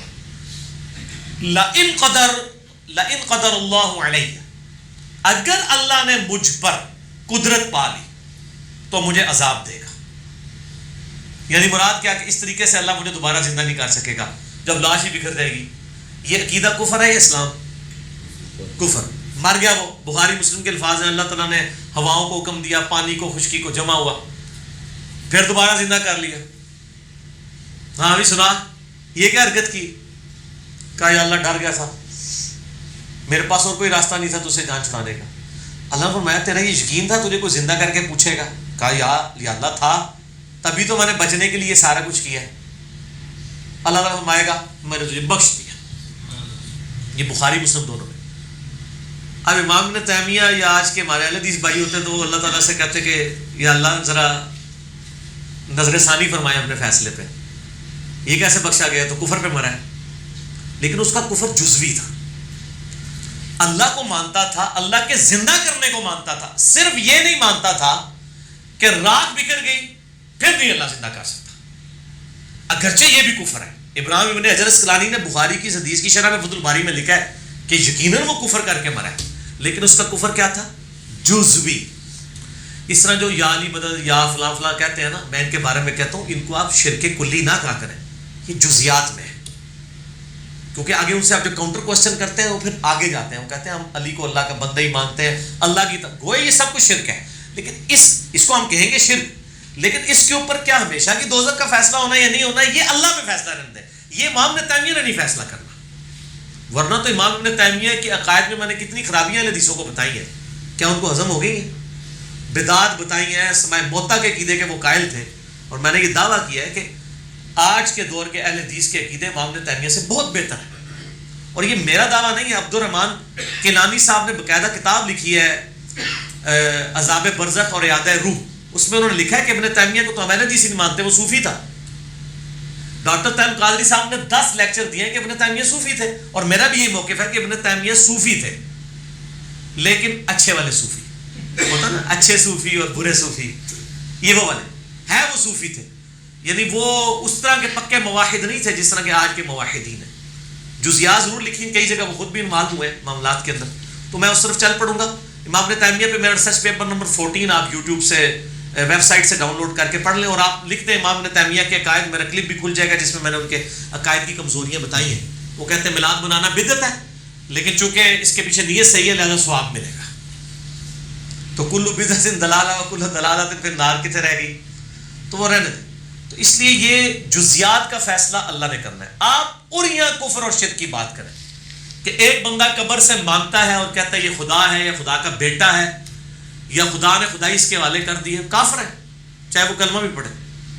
مشرکین عرب یہی تو تھے، نبی علیہ السلام کو پیغمبر نہیں مانتے تھے، اور وہ کہتے تھے یہ بت چھوٹے آلیہا ہیں. وہ اولیاء اللہ نہیں کہتے تھے، آلیہا کہتے تھے. حالانکہ سٹارٹ تو اولیاء اللہ سے ہی ہوتا ہے نا، قوم نوح کا شرک بھی اولیاء اللہ سے سٹارٹ ہوا، کرتے کرتے آلیہا بن گیا. ٹھیک ہے، تو اس لیے یہ ڈفرنس رکھنا پڑتا ہے. یہ بڑی باریک بحث ہے، یہ ہمارے جو بعض مکاتب فکر کے لوگ فوراً دائرہ اسلام سے نکال دیتے ہیں، اور وہ یعنی اپنی طرف میں زوم میں توحید کی خدمت کر رہے ہوتے ہیں. یہ کوئی خدمت نہیں، خوارج والی اپروچ ہے. صحیح ابن حبان میں اور صحیح ابن خزیمہ میں حدیث موجود ہے کہ نبی علیہ السلام نے فرمایا قرب قیامت میں ایسا زمانہ بھی آئے گا ایک شخص اپنے پڑوسی کے گردن پہ تلوار رکھ کے کہے گا اوے مشرک. تو نبی علیہ السلام سے پوچھا کہ مشرک، آپ فرمایا جو شرک کا فتویٰ لگا رہا ہوگا وہ شرک کے قریب ہوگا، کیونکہ فتویٰ اس کی طرف لوٹ رہا ہوگا، خامخواہ کسی کو مشرک کہہ رہا ہوگا. ہمارے یعنی انڈیا پاکستان بنگلہ دیش میں کچھ بعض علماء ایسے ہیں جو خامخواہ بھی شرک کے فتوے لگا دیتے ہیں. انہوں نے بڑی ایکسٹریم رویوں کے اوپر چھوٹی چھوٹی باتوں پہ شرک کے فتوے لگائے ہیں اور مسلمانوں کی تکفیر کی ہے. یہ تکفیری سوچ سے اوائڈ کرنا، آپ صرف علمی اصلاح کریں، دیٹس آل. مثلا مطلب اس طرح تو نہیں آپ کریں گے، ورنہ تو میں آپ کو بتاؤں کہ صحیح مسلم میں حدیث ہے 240 کتاب الایمان میں کہ علی سے محبت نہیں رکھے گا مگر مومن، علی سے بغض نہیں رکھے گا مگر منافق، ہے نا. اب میں یہ حدیث لوں اور میں کو جن لوگوں نے سیدنا علی کے ساتھ لڑائیاں کی ہیں وہ سارے منافق ہیں اس حدیث کے تحت، تو میتھمیٹیکل فارمولے میں تو بالکل ٹھیک ہے. لیکن کیا کوئی جرت کرے گا کہ اصحاب جمل کو یا اصحاب صفین کو یا ایون خوارج کو بھی کافر اور منافق کہہ دے؟ زیادہ ہم کہتے ہیں پولیٹیکل ٹرم میں باغی تھے، اللہ تعالیٰ ان کی غلطیوں کو معاف کرے. حضرت علی حق میں تھے، لیکن اگر مسلم شریف کی حدیث لی جائے کہ علی سے محبت مومن ہی کرے گا، علی سے بغض منافق ہی رکھے گا.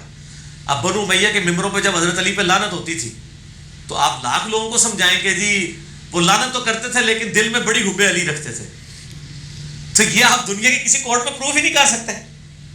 ٹھیک ہے، وہ کہیں گے یار یہ کیسی آپ بات کر رہے ہیں، تو سیدھے سیدھے منافقت لگا دیں گے. لیکن ہم کیا جواب دیں گے کہ بیسیکلی ان مخالفین پہ دنیا کی محبت کا غلبہ تھا، حضرت علی کے مقام کو سمجھتے تھے. بس وہ جو مسلم اور بخاری میں حدیث ہے کہ تم دنیا کی محبت میں پھنس جاؤ گے، ایک دوسرے سے قتال کرو گے. دنیا کی محبت یا تعویل کی غلطی کی وجہ سے یا انسانی کمزوری کی وجہ سے، اور سب سے بڑی کمزوری یہ تھی کہ صحابہ کرام کو علم غیب نہیں تھا. واللہ اگر علم غیب ہوتا تو آپس میں نہ لڑتے. اما عائشہ کو اگر علم غیب ہوتا کہ میرے پہ حوض کے کتے بھونکیں گے اور مجھے وہاں پہ جا کے پتہ چلے گا کہ نبی علیہ السلام نے کہا تھا میری بیوی کا کیا حال ہوگا جس پہ حوض کے کتے بھونکیں گے، تو وہ گھر سے ہی نہ نکلتی. تو اگر یہ بزرگوں والا تھوڑا سا علم غیب بھی صحابہ کو ہوتا نا، جو بزرگوں کے بارے میں انہوں نے کلیئر کیا ہے، تو ان کی آپس میں لڑائیاں نہ ہوتی. ہم تو پہلی بات ہی کرتے ہیں علم غیب کوئی نہیں سیکھا، بس جو بعد علم وہ آ گیا سی، وہ بعد علم سے بھی کوئی نہیں سیکھا ہے، انہوں کو بھی کوئی نہیں سیکھا. ٹھیک ہو گیا. چلو اگر والد اور والدہ میں اختلاف ہو اور بات طلاق تک آ جائے تو اولاد کس کو ساتھ دے؟ اولاد دونوں کا ساتھ دے، دونوں کا ماں باپ کا رشتہ موجود ہے. باقی جو حق پہ ہے اس کا ایکسٹرا آرڈنری ساتھ دے. اگر باپ نے ظلم کر کے ماں کو فارغ کیا تو اس کا یہ مطلب نہیں ہے کہ باپ نے آپ کو بھی فارغ کر دیا. آپ نے باپ کا حق ادا کرنا ہی کرنا ہے. ٹھیک ہو گیا نا جی. البتہ اس ایک معاملے میں آپ جو ایک حق پہ اس کا ساتھ ضرور دیں، لیکن پارٹی بننے کا یہ مطلب نہیں کہ دوسرا دستبردار ہو جائے گا. ویسے اوورال تو بخاری میں آیا گیا کہ ماں کے پہلے 3 حق ماں کے ہیں، چوتھا حق باپ کا ہے، لیکن اس کا یہ مطلب نہیں کہ ماں نہ حق ہے تو اب آپ نے پھر بھی ماں کا ساتھ دینا ہے. نہ حق بھی ہے تو آپ نے ساتھ حق والے کا دینا ہے، پلس آپ نے جو بیسک رائٹس ہیں وہ تو آپ نے سیو کرنے ہیں دونوں کے. ٹھیک ہو گیا؟ اگر باپ اس نیت سے اپنی ساری دولت خرچ کر دے کہ میں اپنے اولاد کے لیے کچھ نہ چھوڑوں تو یہ حرام کا جائز؟ مرتکب ہوا ہے.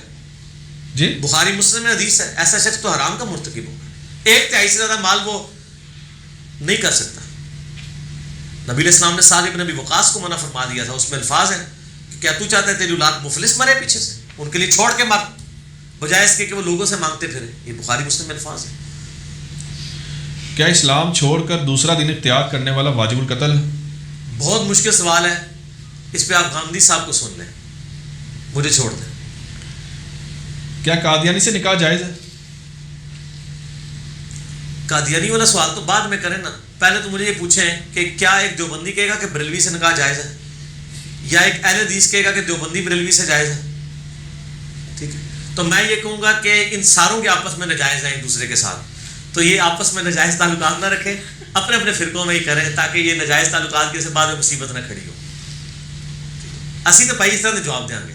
ٹھیک ہو گیا؟ آگے تو اگر کوئی بات قرآن حدیث اور اجماع میں نہ ہو تو کیا ایک مجھ جیسا غیر عالم اجتہاد کر سکتا ہے؟ اجتہاد ہر بندے نے کرنا ہے اپنی سچویشن کو دیکھ کے. آپ مجھے بتائیں اس وقت عالم کون ہے جو اجتہاد کر رہا ہے؟ آپ جس کا اجتہاد دکھائیں گے میں اسی کے پارٹی کے دوسرے عالم کا اجتہاد اس کے خلاف بتا دوں گا. وہ کہے گا وہ اس کا اجتہاد وہ تو جاہل ہے. علماء ایک دوسرے کو جاہل کہہ رہے ہیں، تو اجتہاد کا تو نہ بھی کرے تو کوئی حرج نہیں ہے. حضرت عمر کا جو قول ہے المصنف ابن ابی شیبہ میں، قاضی شریح کو خط لکھا تھا کہ کتاب اللہ میں تلاش کر، اس میں نہ ملے سنت میں، سنت میں نہ ملے اجماع میں، اور اجماع بھی نہ ملے تو پھر اجتہاد کر لے، اور اگر نہ کر تو بہتر ہے. تو حضرت عمر نے تو کہا اجتہاد کرنے کی ضرورت ہی نہیں ہے، اتنی نٹی گٹی اس میں پڑھنی نہیں، موٹے موٹے دین کے اوپر عمل کرو. یہ المصنف ابن ابی شیبہ میں 22990 نمبر اثر موجود ہے. تو اور ویسے علماء کے اجتہاد پہ لوگ چل رہے ہیں، دیکھ لیں. بزرگ علماء کہتے تھے ویڈیو کیمرہ حرام ہے، عوام کہتی تھی حرام ہے. اب علماء نے کہہ دیا حلال ہے تو عوام کہتی ہے حلال ہے. تو علماء سے پوچھ کے چل رہے ہیں. ٹھیک ہے نا جی. علماء کہتے تھے جی وہ چین والی گھڑی پہننا حرام ہے، پھر علماء نے کہنا شروع کر دیا جائز ہے، تو حلال حرام حلال بن گئی. وہ پہلے بھی حرام کوئی نہیں تھی. یہ اجتہادات کے اوپر یا قیاس کے اوپر حلال و حرام کا حکم نہیں ہوتا، افضلیت غیر افضلیت کا ہوتا ہے، بس دیٹس آل. ایک حد تک ہر بندہ ہی کرتا ہے. یہ 2 علماء کے اجتہاد میں ہاں بالکل صحیح کہہ رہے ہیں. 2 علماء کے اجتہاد میں سے دلائل کی روشنی. اسلام میں عورت کے نامحرم سے پردے کے کیا احکامات ہیں، اور یہ بھی بتا دیں کہ برقع پہننا فرض ہے؟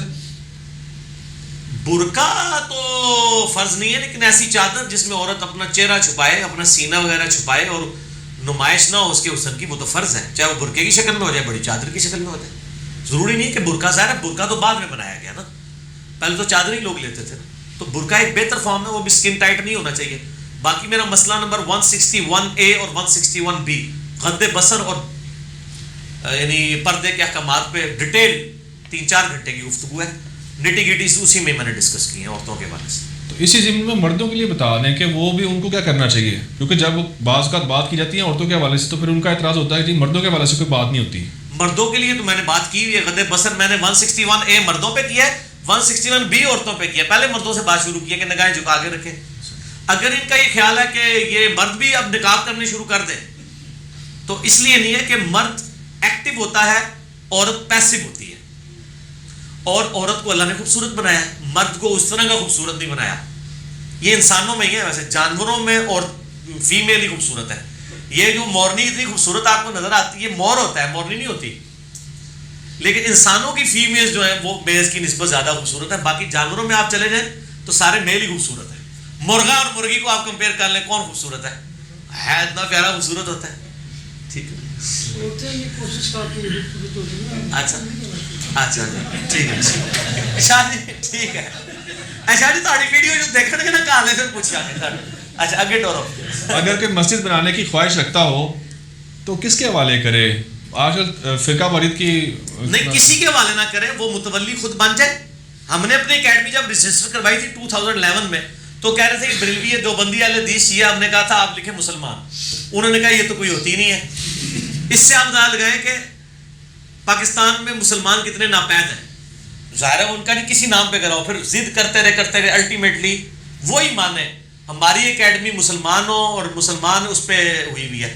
تو پنڈی میں کئی مسجد ہیں. گلزار قائد میں ایک ڈاکٹر سرار صاحب کی بہت بڑی مسجد ہے, اس کے بعد لکھا ہوا ہے کہ یہ اس مسجد میں حرمین شریفین کی طرح تمام مکاتب فکر کے لوگوں کو اپنے طریقے کے مطابق نماز پڑھنے کی اجازت ہے. امام جو وہاں پہ رکھا ہے وہ رفع الیدین نہیں کرتا, لیکن آمین اتنی اونچی ہوتی ہے اس مسجد میں, سینکڑوں نمازی ہوتے ہیں, درجنوں نہیں سینکڑوں, کہ لگتا ہے اہل حدیث کی مسجد ہے, سارے لوگ پڑھ رہے ہوتے ہیں. دوسری کیا آپ 10ویں جماعت بھی کرائیں, کوئی نہیں آپ کو روکتا. تو مسجد متولی کے نام رہے, کسی فرقے کے نام پر رجسٹر نہ کرائیں, اور اس پہ آپ رجسٹر کروا دیں کہ حرمین کی طرح تمام مکاتب فکر کے علماء کو یعنی عوام الناس کو اجازت ہے. ہمارے والے نہ کریں, ہم مسجد کو نہیں لیتے. ٹھیک ہے جی. کیا حادثاتی موت شہادت ہے, اور کیا ایسا شہید جنتی ہے؟ اللہ نے فیصلہ کرنا ہے. اگر وہ حادثے میں نکلا ہوا ہے چوری کرنے کے لیے, فراڈ کرنے کے لیے, ایئر کریش میں وہ گیا بےایمانی کرنے کے لیے کہیں راستے میں مر گیا, یا وہ چوروں کی طرح بوٹ میں بھاگ رہا تھا افیون کی یا ہیروئن کی اسمگلنگ کرتے ہوئے اور پانی میں ڈوب کے مر گیا, اور بخاری مسلم میں حدیث ہے میری امت میں جو ڈوب کے مرے وہ شہید ہے, اس طرح تو شہید نہیں ہوگا. شہید کا فیصلہ اللہ نے کرنا ہے. یہ صرف ایک رخ نہیں ہے کہ بخاری مسلم میں حدیث ہے جو طاعون کے مرض سے مر جائے وہ شہید, پیٹ درد سے مر جائے وہ شہید, دیوار کے نیچے دب کے مر جائے وہ شہید, پانی میں ڈوب کے مر جائے وہ شہید. ٹھیک ہے نا جی. لیکن بشرطے کہ باقی چیزیں بھی موجود ہوں. اور آپ کے پاکستان میں تو ایک شرط اور بھی چاہیے کہ وہ آپ کے فرقے کا ہو تو شہید ہے, دوسرا مر گیا تو رام موت مر گیا. ظاہر ہے وہ تو یہی کہیں گے. اس لیے آپ دیکھیں شہید تو چھوڑ دیں, آپ جو بندیوں کو سنیں وہ کبھی احمد بریلوی رحمت اللہ علیہ نہیں کہیں گے. مرحوم احمد بریلوی صاحب فرماتے ہیں, مرحوم مودودی صاحب فرماتے ہیں. اپنے علماء کے نام لیں گے تو کہیں گے اشرف علی تھانوی رحمہ اللہ. بریلویوں کو آپ کتابیں پڑھ کے دیکھیں, ان کے علماء کو سنیں, کبھی نہیں کہیں گے اشرف علی تھانوی رحمہ اللہ, لکھیں گے شیخ اشرف علی تھانوی مرحوم لکھتے ہیں. تو یہ تو اپنے علماء کو نہیں مانتے. حالانکہ ان کو نہیں پتا مرحوم کا مطلب یہی ہے رحم کیا گیا. رحمت اللہ علیہ, اللہ نے پتا تو ہمیں تو عربی آتی سی, خدا کا نام ہے تو ہمیں تو پتا ہونا چاہیے سی کہ رحمت اللہ علیہ تو بھی اگلی ڈگری ہے مرحوم. ٹھیک ہے نا جی. تو وہ ہمارے کہنے سے کوئی نہ رحمت اللہ علیہ بنتا ہے, لعنت اللہ علیہ کوئی بنتا ہے, یہ اللہ نے فیصلے کرنا ہے. ٹھیک ہے. علی صبح شام, اس لیے میں دیکھیں میں سب کو صاحب کہتا ہوں, میں رحمت اللہ علیہ لگانے والا جھگڑا ہی نہیں کرتا, فلاں صاحب لکھتے ہیں. صبح شام یا پھر نماز کے بعد کے اذکار جن کے لیے تعداد مخصوص ہے, اگر وہ انسان ذکر اذکار کرتا ہے اور اس کو ترجمہ نہیں آتا تو کیا وہ اس فضیلت کا حقدار ہے؟ ہاں فضیلت تو ملے گی, لیکن ہم نے اذکار کارڈ کے اوپر ترجمہ اسی لیے چھاپا ہے کہ خدا کے لیے اب رمضان کا مہینہ آ رہا ہے, اتنے قرآن ختم کرنے کی بجائے ایک بار ترجمہ پڑھیں, بار بار پریکٹس کریں, اس کی لذت تو تبھی آئے گی. بات وہ ایک فضیلت تو مل جائے گی. وہ تو الف لام میم کے بارے میں نبی علیہ السلام کی جامع ترمذی میں حدیث ہے, الف لام میم, میں نہیں کہتا یہ ایک حرف ہے بلکہ یہ 3 حرف ہیں, الف الگ حرف, لام الگ, 3, تو اس پہ 30 نیکیاں ملیں گی. حالانکہ الف لام میم کا تو ترجمہ کسی کو نہیں آتا. ترجمے کی وجہ سے ثواب نہیں, لیکن یہ حقیقت ہے کہ ترجمہ ہی اصل ہے. تعلیمات میں یہ سائڈ بینیفٹ ہے کہ آپ کو قرات کا ثواب مل رہا ہے, ایک خالی ثواب لے رہا ہے, پڑھ رہا ہے یہ کا نعبد و یہ کا نستعین ہے, لیکن ساتھ یا علی مدد کہہ رہا ہے, تو اس کا یہ کا نعبد و یہ کا نستعین پڑھنا کیا ہوگا؟ یہ تو اسی طریقے سے ایک بندہ ڈرائیونگ سیٹ پہ بیٹھا ہوا ہے اور وہ کہہ رہا ہے keep left keep left keep left, اور اسٹیئرنگ رائٹ موڑتا جا رہا ہے, ٹھوک دے گا سامنے والے کو. ٹھیک ہے نا. زبانی کیپ لیفٹ تو نہیں کہنا, باقی انہوں پریکٹس بھی کرنا ہے. ٹھیک ہو گیا. رمضان آ رہا ہے, اس حوالے سے تھوڑا سا ایک میسیج دے دیں عوام الناس کو کہ قرآن ختم کرنے کے چکر میں نا وہ لگے ہوتے ہیں زیادہ سے زیادہ, تو اس کو سمجھ کے پڑھنا زیادہ ضروری ہے. زیادہ ضروری نہیں, سمجھ کے پڑھنا ہی ضروری ہے. یہی کام کریں. اس دفعہ مہربانی کریں کہ روزانہ کا ایک پارہ قاری صاحب تلاوت کرتے ہیں نا قیام اللیل میں, آپ جناب مغرب سے عشاء ایک پارہ اردو ترجمہ پڑھ دیں. ٹھیک ہے جی. ایک پارہ نہیں پڑھ سکتے, ایک سورت ہی پڑھ لیں. ضروری نہیں کہ پورا قرآن ہی آپ نے کور کرنا ہے رمضان میں. میں آپ کو کہتا ہوں کہ آپ قرآن حکیم کی پہلی اگر 10 صورتیں کور کر لیں جو 10 پاروں کے اوپر محیط ہے, پورے قرآن آپ کو سمجھ آئے گا. ویسے تو سورۃ البقرہ ہی پورے قرآن کا خلاصہ ہے, وہ 2.5 پارے. کچھ سے کرو اللہ دے بندو. ساس سسر کی مرضی سے بجلی چوری ہو اور بہو خاموش رہے اس پہ تو گناہ گار ہوگی. بہو پروٹیسٹ تو اپنا ریکارڈ کروائے, لیکن ظاہر ہے کہ بہو اس گھر کی مالکن تو نہیں ہے نا, گناہ گار تو وہ ساس سسر ہی ہوگی. پروٹیسٹ کس کو ریکارڈ کرائے گا؟ ساس سسر کو بتائے، پروٹیسٹ اس طرح ریکارڈ کرائے کہ اس کو کہے کہ یہ حرام ہے جو آپ کر رہے ہیں، اللہ کے حضور پکڑ ہوگی. ویسے تو میں آپ کو بتاؤں ہمارے کے پی میں، خیبر پختونخوا میں اکثر مساجد جو ہیں چوری کی بجلی پہ چل رہی ہے. ابھی گورنمنٹ نے تھوڑی سختی کرنی شروع کی ہے، اب وہ چوری کی بجلی کے اوپر مسجدیں چل رہی ہیں. آپ دیکھ لیں تو وہ جا رہے نماز پڑھنے اور وہ ثواب سمجھتے ہیں. ٹھیک ہو گیا. آگے وضو کے پانی میں اگر کوئی مردہ گر جاتا ہے اس وضو سے نماز پڑھ سکتے ہیں پھر؟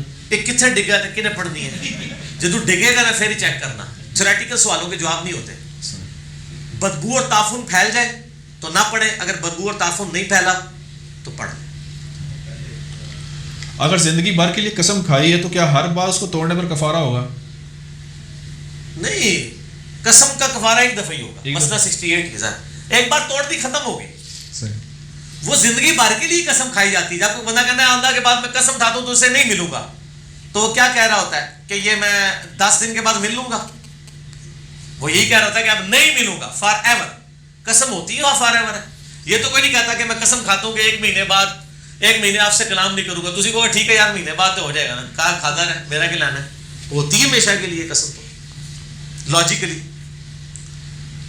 حلال جانوروں کی جو وجدی حلال ہے، وہ ایک وجدی کا لفظ ہے. اوجڑی نہیں، اوجڑی نہیں، وہ حلال جانور کی ہر چیز حلال ہے جو اس کے جسم کا حصہ ہے. ٹھیک ہے جی. اس میں انتڑیاں بھی آ جاتی ہیں. ہاں انتڑیاں بھی آتی ہیں. باقی گوبر اور پیشاب کھانے میں حلال نہیں ہے لیکن ناپاک نہیں، یعنی کپڑوں کو لگ جائے تو پاک. اچھا، اسی ضمن میں جھینگے کے بارے میں بتا رہے ہیں، بہت زیادہ سوال آ رہے ہوتے ہیں. حلال ہے، مکروہ ہے؟ حلال ہے. مکروہ کدھر سے؟ حلال ہے. سمندری جانور ہے، حلال ہے. کیوں نہیں؟ پیور سمندری جانور سارے حلال ہیں. پیور سمندری جانور وہ ہیں جو باہر نکالنے سے مرے نا.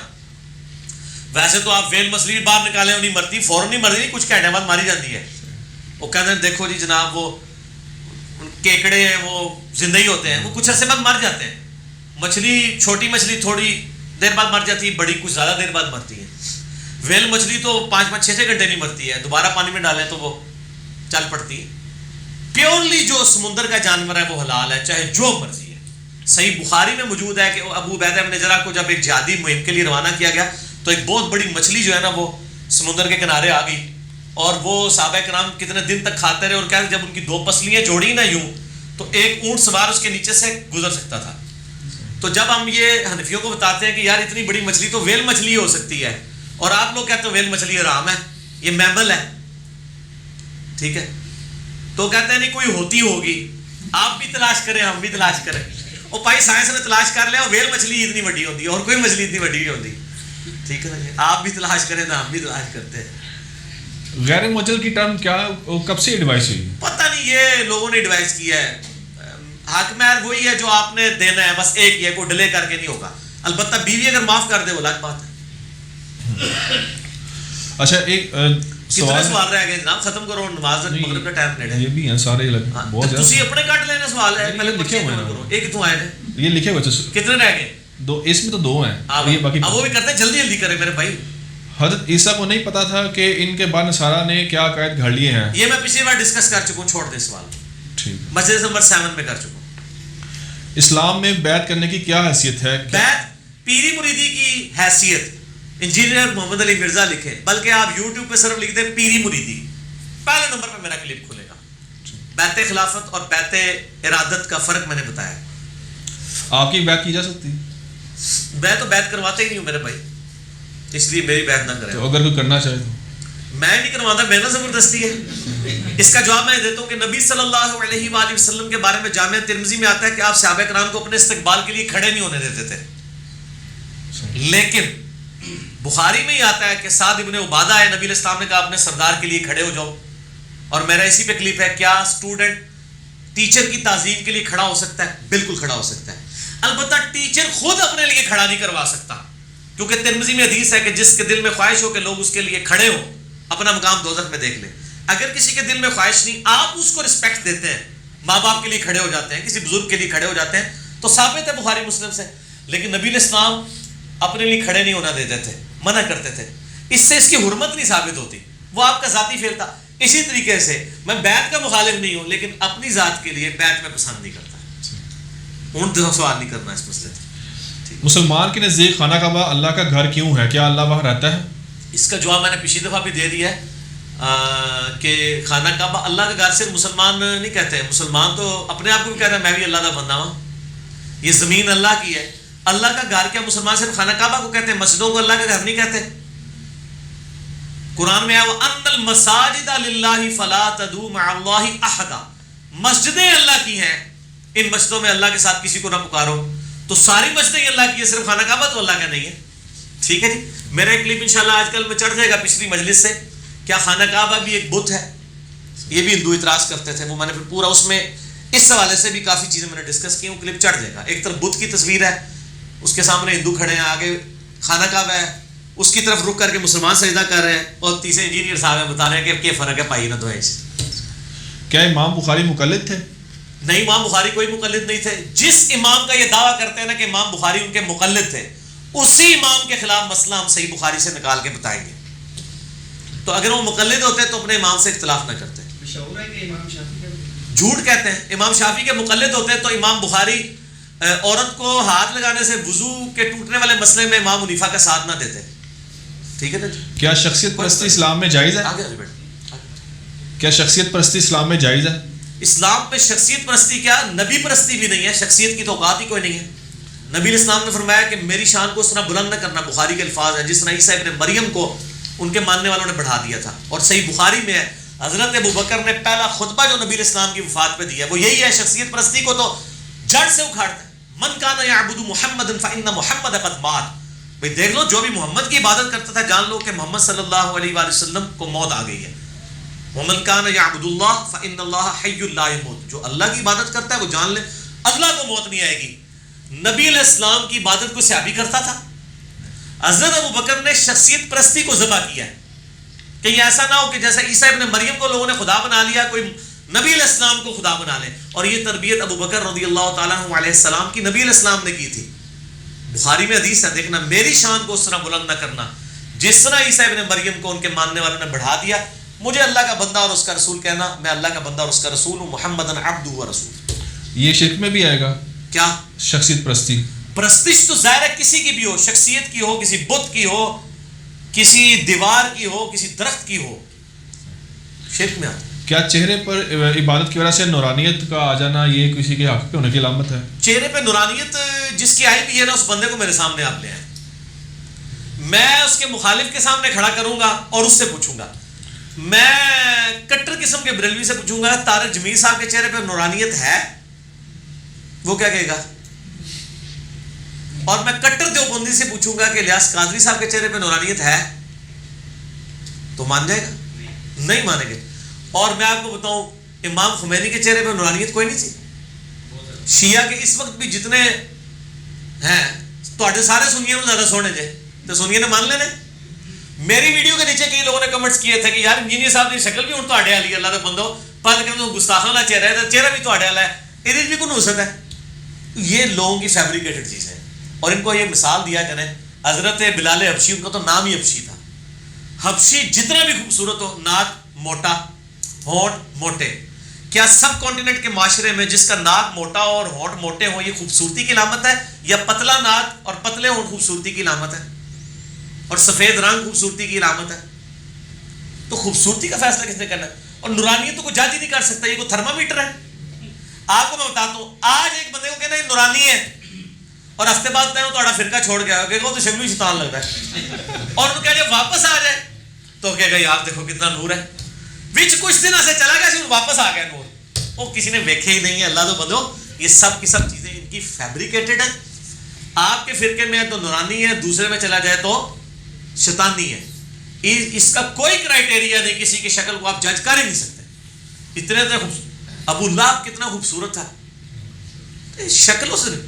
اس ٹائم فیصلہ کریں گورے, چلے چھوڑ دیں. میں آپ کو ایک فزیکل مثال دیتا ہوں. ایک ہندو ہے سری سری روی شنکر, اس کا مناظرہ کس سے ہوا ہے؟ ڈاکٹر ذاکر نائک سے زیادہ خوش اخلاق بھی ہے, ڈاکٹر ذاکر نائک سے زیادہ خوبصورت بھی ہے, اس کی داڑھی بھی بڑی ہے, زلفیں بھی ہیں, ہر کوالٹی سوائے عقیدے کے سری سری روی شنکر میں زیادہ ہے. کسی نیوٹرل بندے سے فیصلہ کروا لیں. ٹھیک ہے, ہو سکتا ہے ڈاکٹر ذاکر نائک کے مخالف پارٹی والے تو وہ کہہ دیں کہ واقعی اسی تو انہوں بہتر سمجھتے بھی ہیں. جس طرح وہ ایک بریلوی عالم نے کہا کہ اس یوسف کو دیکھو عیسائی سے مرتد ہو گیا. محمد یوسف عیسائیت سے دیوبندی ہوا نا تبلیغی جماعت میں, تو انہوں نے کلپ چڑھایا کہ اس عیسائی کو دیکھو جو عیسائیت سے مرتد ہو گیا کیونکہ دوسرے فرقے میں چلا گیا. تو ادھر انہوں نے عیسائی ٹھیک سی میرا مطلب ہے. تو ان لوگوں کی اپنی فیبریکیشنز ہیں, یہ اپنے ڈیفائن کرتے ہیں خوبصورتی کے, ان کے اپنے کرائٹیریا ہیں. یہ کوئی جج نہیں کر سکتا کسی بندے کو کہ خوبصورت. آپ جو جن لوگوں کو یہ جانتے نہیں نا ان سے فیصلہ کروائیں خوبصورت ہے کہ نہیں. اگر ان کو فرقے کا نہ پتا ہو تو وہ آپ کو فیصلہ ہی نہیں کر کے دیں گے. اور اس کا طریقہ جو مجھے نہیں جانتا, شاید یہ تو آج 5-6 سال پہلے بات ٹھیک ہوتی, اور اس وقت ہوتا تھا لوگ کہتے ہیں یار کیڑے فرقے کا ہے, ٹھیک ہے نا. اور میں آپ کو بتا دوں ابھی بھی آپ کسی بریلوی عالم دین کو مونچھیں چٹ کروا کے بالکل تبلیغی جماعت والا حلیہ بنا کے ایک عام بندے کے سامنے لے جائے نا بریلوی کے, وہ کہے گا یہ ہے ہی نجدی ہے, اور ٹینٹ بھی کروا دیں, اور اسی کو آپ مونچھیں رکھوا کے سبز پگڑی بنوا کے خوبصورت سی زلفیں یا پیلی مسواک, اور یہ سب کچھ پی کے فلم میں کیا ہے. وہ پی کے دیکھو نورانی چیک کر لیجیے, انہیں سارا کچھ کھول دیتا ہے. میں تو نہیں دیکھی, میں وہ کچھ کلپ دیکھے من تو لگا یار انہوں نے میرے والا کام کر چڑھا ہے. تو پی کے فلم میں عامر خان نے جو کچھ دکھایا ہے اسی نے اسی طریقے سے ہی کیا نا. کسی ہندو کو برقع بنا دیا ہے, کسی مسلمان کو یہ کروا دیا ہے. تو شکلوں بھی فیصلہ کر رہے ہوتے ہیں نا. بڑی مٹی پلیت کی تھی, یقین کرو نے. یہ تو آپ نے ایک اور فتویٰ دے دی نا پھر پی کے دیکھنے, اس طرح کی اور فلمیں بھی ہیں بہت ساری. میں پی کے فلم ان کو دیکھنے کے لیے کہہ رہا ہوں, نہ میرے کہنے مولوی دیکھنی ہے, جو آلریڈی فلمیں دیکھتے ہیں نا ان کو میں کہہ رہا ہوں یار پی کے بھی ایک بار دیکھ لو, کم از کم تھوڑے عقیدے کی اصلاح ہو جائے گی. ٹھیک ہے, یعنی ایک طرف کتا روسٹ پڑا ہوا ہے, ایک طرف بلی روسٹ, اور وہ روزانہ کتا روسٹ کھاتا ہے. میں کہتا ہوں ایک دن یار بلی روسٹ کھا لو, ٹھیک ہو. یہ وہ چیز. ویسے خوبصورت ماشاء اللہ آپ بھی کافی زیادہ ہیں. جزاک اللہ خیرہ واحسن الجزاء. کٹ دینا ہے, میری بیوی نے سن لیا اور بڑا غصہ کر دیا. میں نے پہلے اس کو ایک دفعہ یہ بات بتائی تھی, اس نے کیڑا ہے.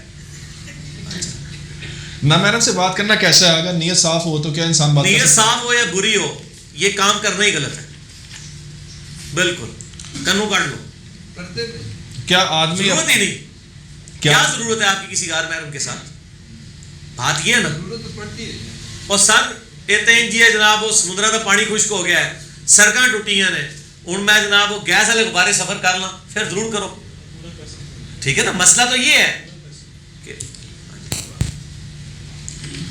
نیوز میں یہ بھی لکھا کہ اکثر علماء نامحرم سے بات کرنے کو ٹھیک کہتے ہیں, یہ پورا کچھ.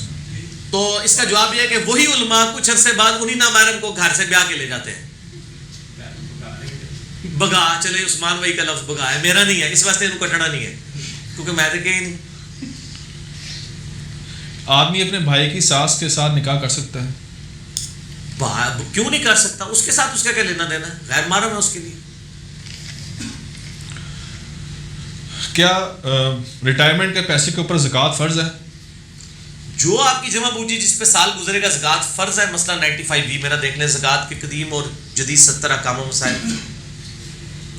اسلام کے بارے میں قرآن کا پڑھنا ترجمے کے ساتھ شوق کیسے پیدا ہو تفصیل کے ساتھ پڑھنے کے لیے؟ شوق پیدا کرنے کے لیے میرے بھائی جس چیز کا بھی شوق پیدا کرنا ہے اس کا راگ ادا پہ. جو کہتا ہے نا مجھے دین پہ چلنے کا شوق ہے, اب ہر بندے سے دین ڈسکس کریں, آپ کو دین کا شوق پیدا ہو جائے گا. کیونکہ لوگ آپ کو ڈانٹیں گے بھی, ماریں گے بھی, گالیاں بھی نکالیں گے, پھر آپ کے لیے قربانی کا جذبہ پیدا ہوگا کہ میں دین کے لیے. پھر آپ کو صحابہ کے ایمان کی ایک ہلکی سی رمق مل جائے گی. اس کے بغیر نہیں ہونا. آپ کے دل میں دنیا کی محبت کیوں جاگزی ہوتی ہے؟ بچپن سے لے کے جوانی تک آپ کے ماں باپ آپ کو پٹی پڑھاتے ہیں, پڑھے گا نہیں مزدوری کرے گا, پڑھے گا نہیں دیا کرے گا, تو پڑھائی کی محبت پیدا ہو جاتی ہے. یہی ماں باپ آپ کو کہتے ہیں کہ نماز ہی پڑھے گا دوزخ ہی جائے گا, نماز, اور خود بھی اپنے عمل کر رہے ہو, تو دیکھو نمازی بچہ نکلے گا. ٹھیک ہے جی, کتنا رہ گیا ٹائم؟ 1 منٹ رہ گیا بس. ٹھیک ہے, اس کو کنکلوڈ کریں, باقی انشاءاللہ سیشن اگلی دفعہ کریں گے, کوئی ضروری نہیں. اگر یہ پرچیاں لادا کر لیں, اگلی مجلس میں ریکارڈ کر لیں گے. سبحانک اللہم و بحمدک اشہد ان لا الہ الا انت استغفرک و اتوب الیک وما علینا الا البلاغ المبین. جزاکم اللہ خیرا.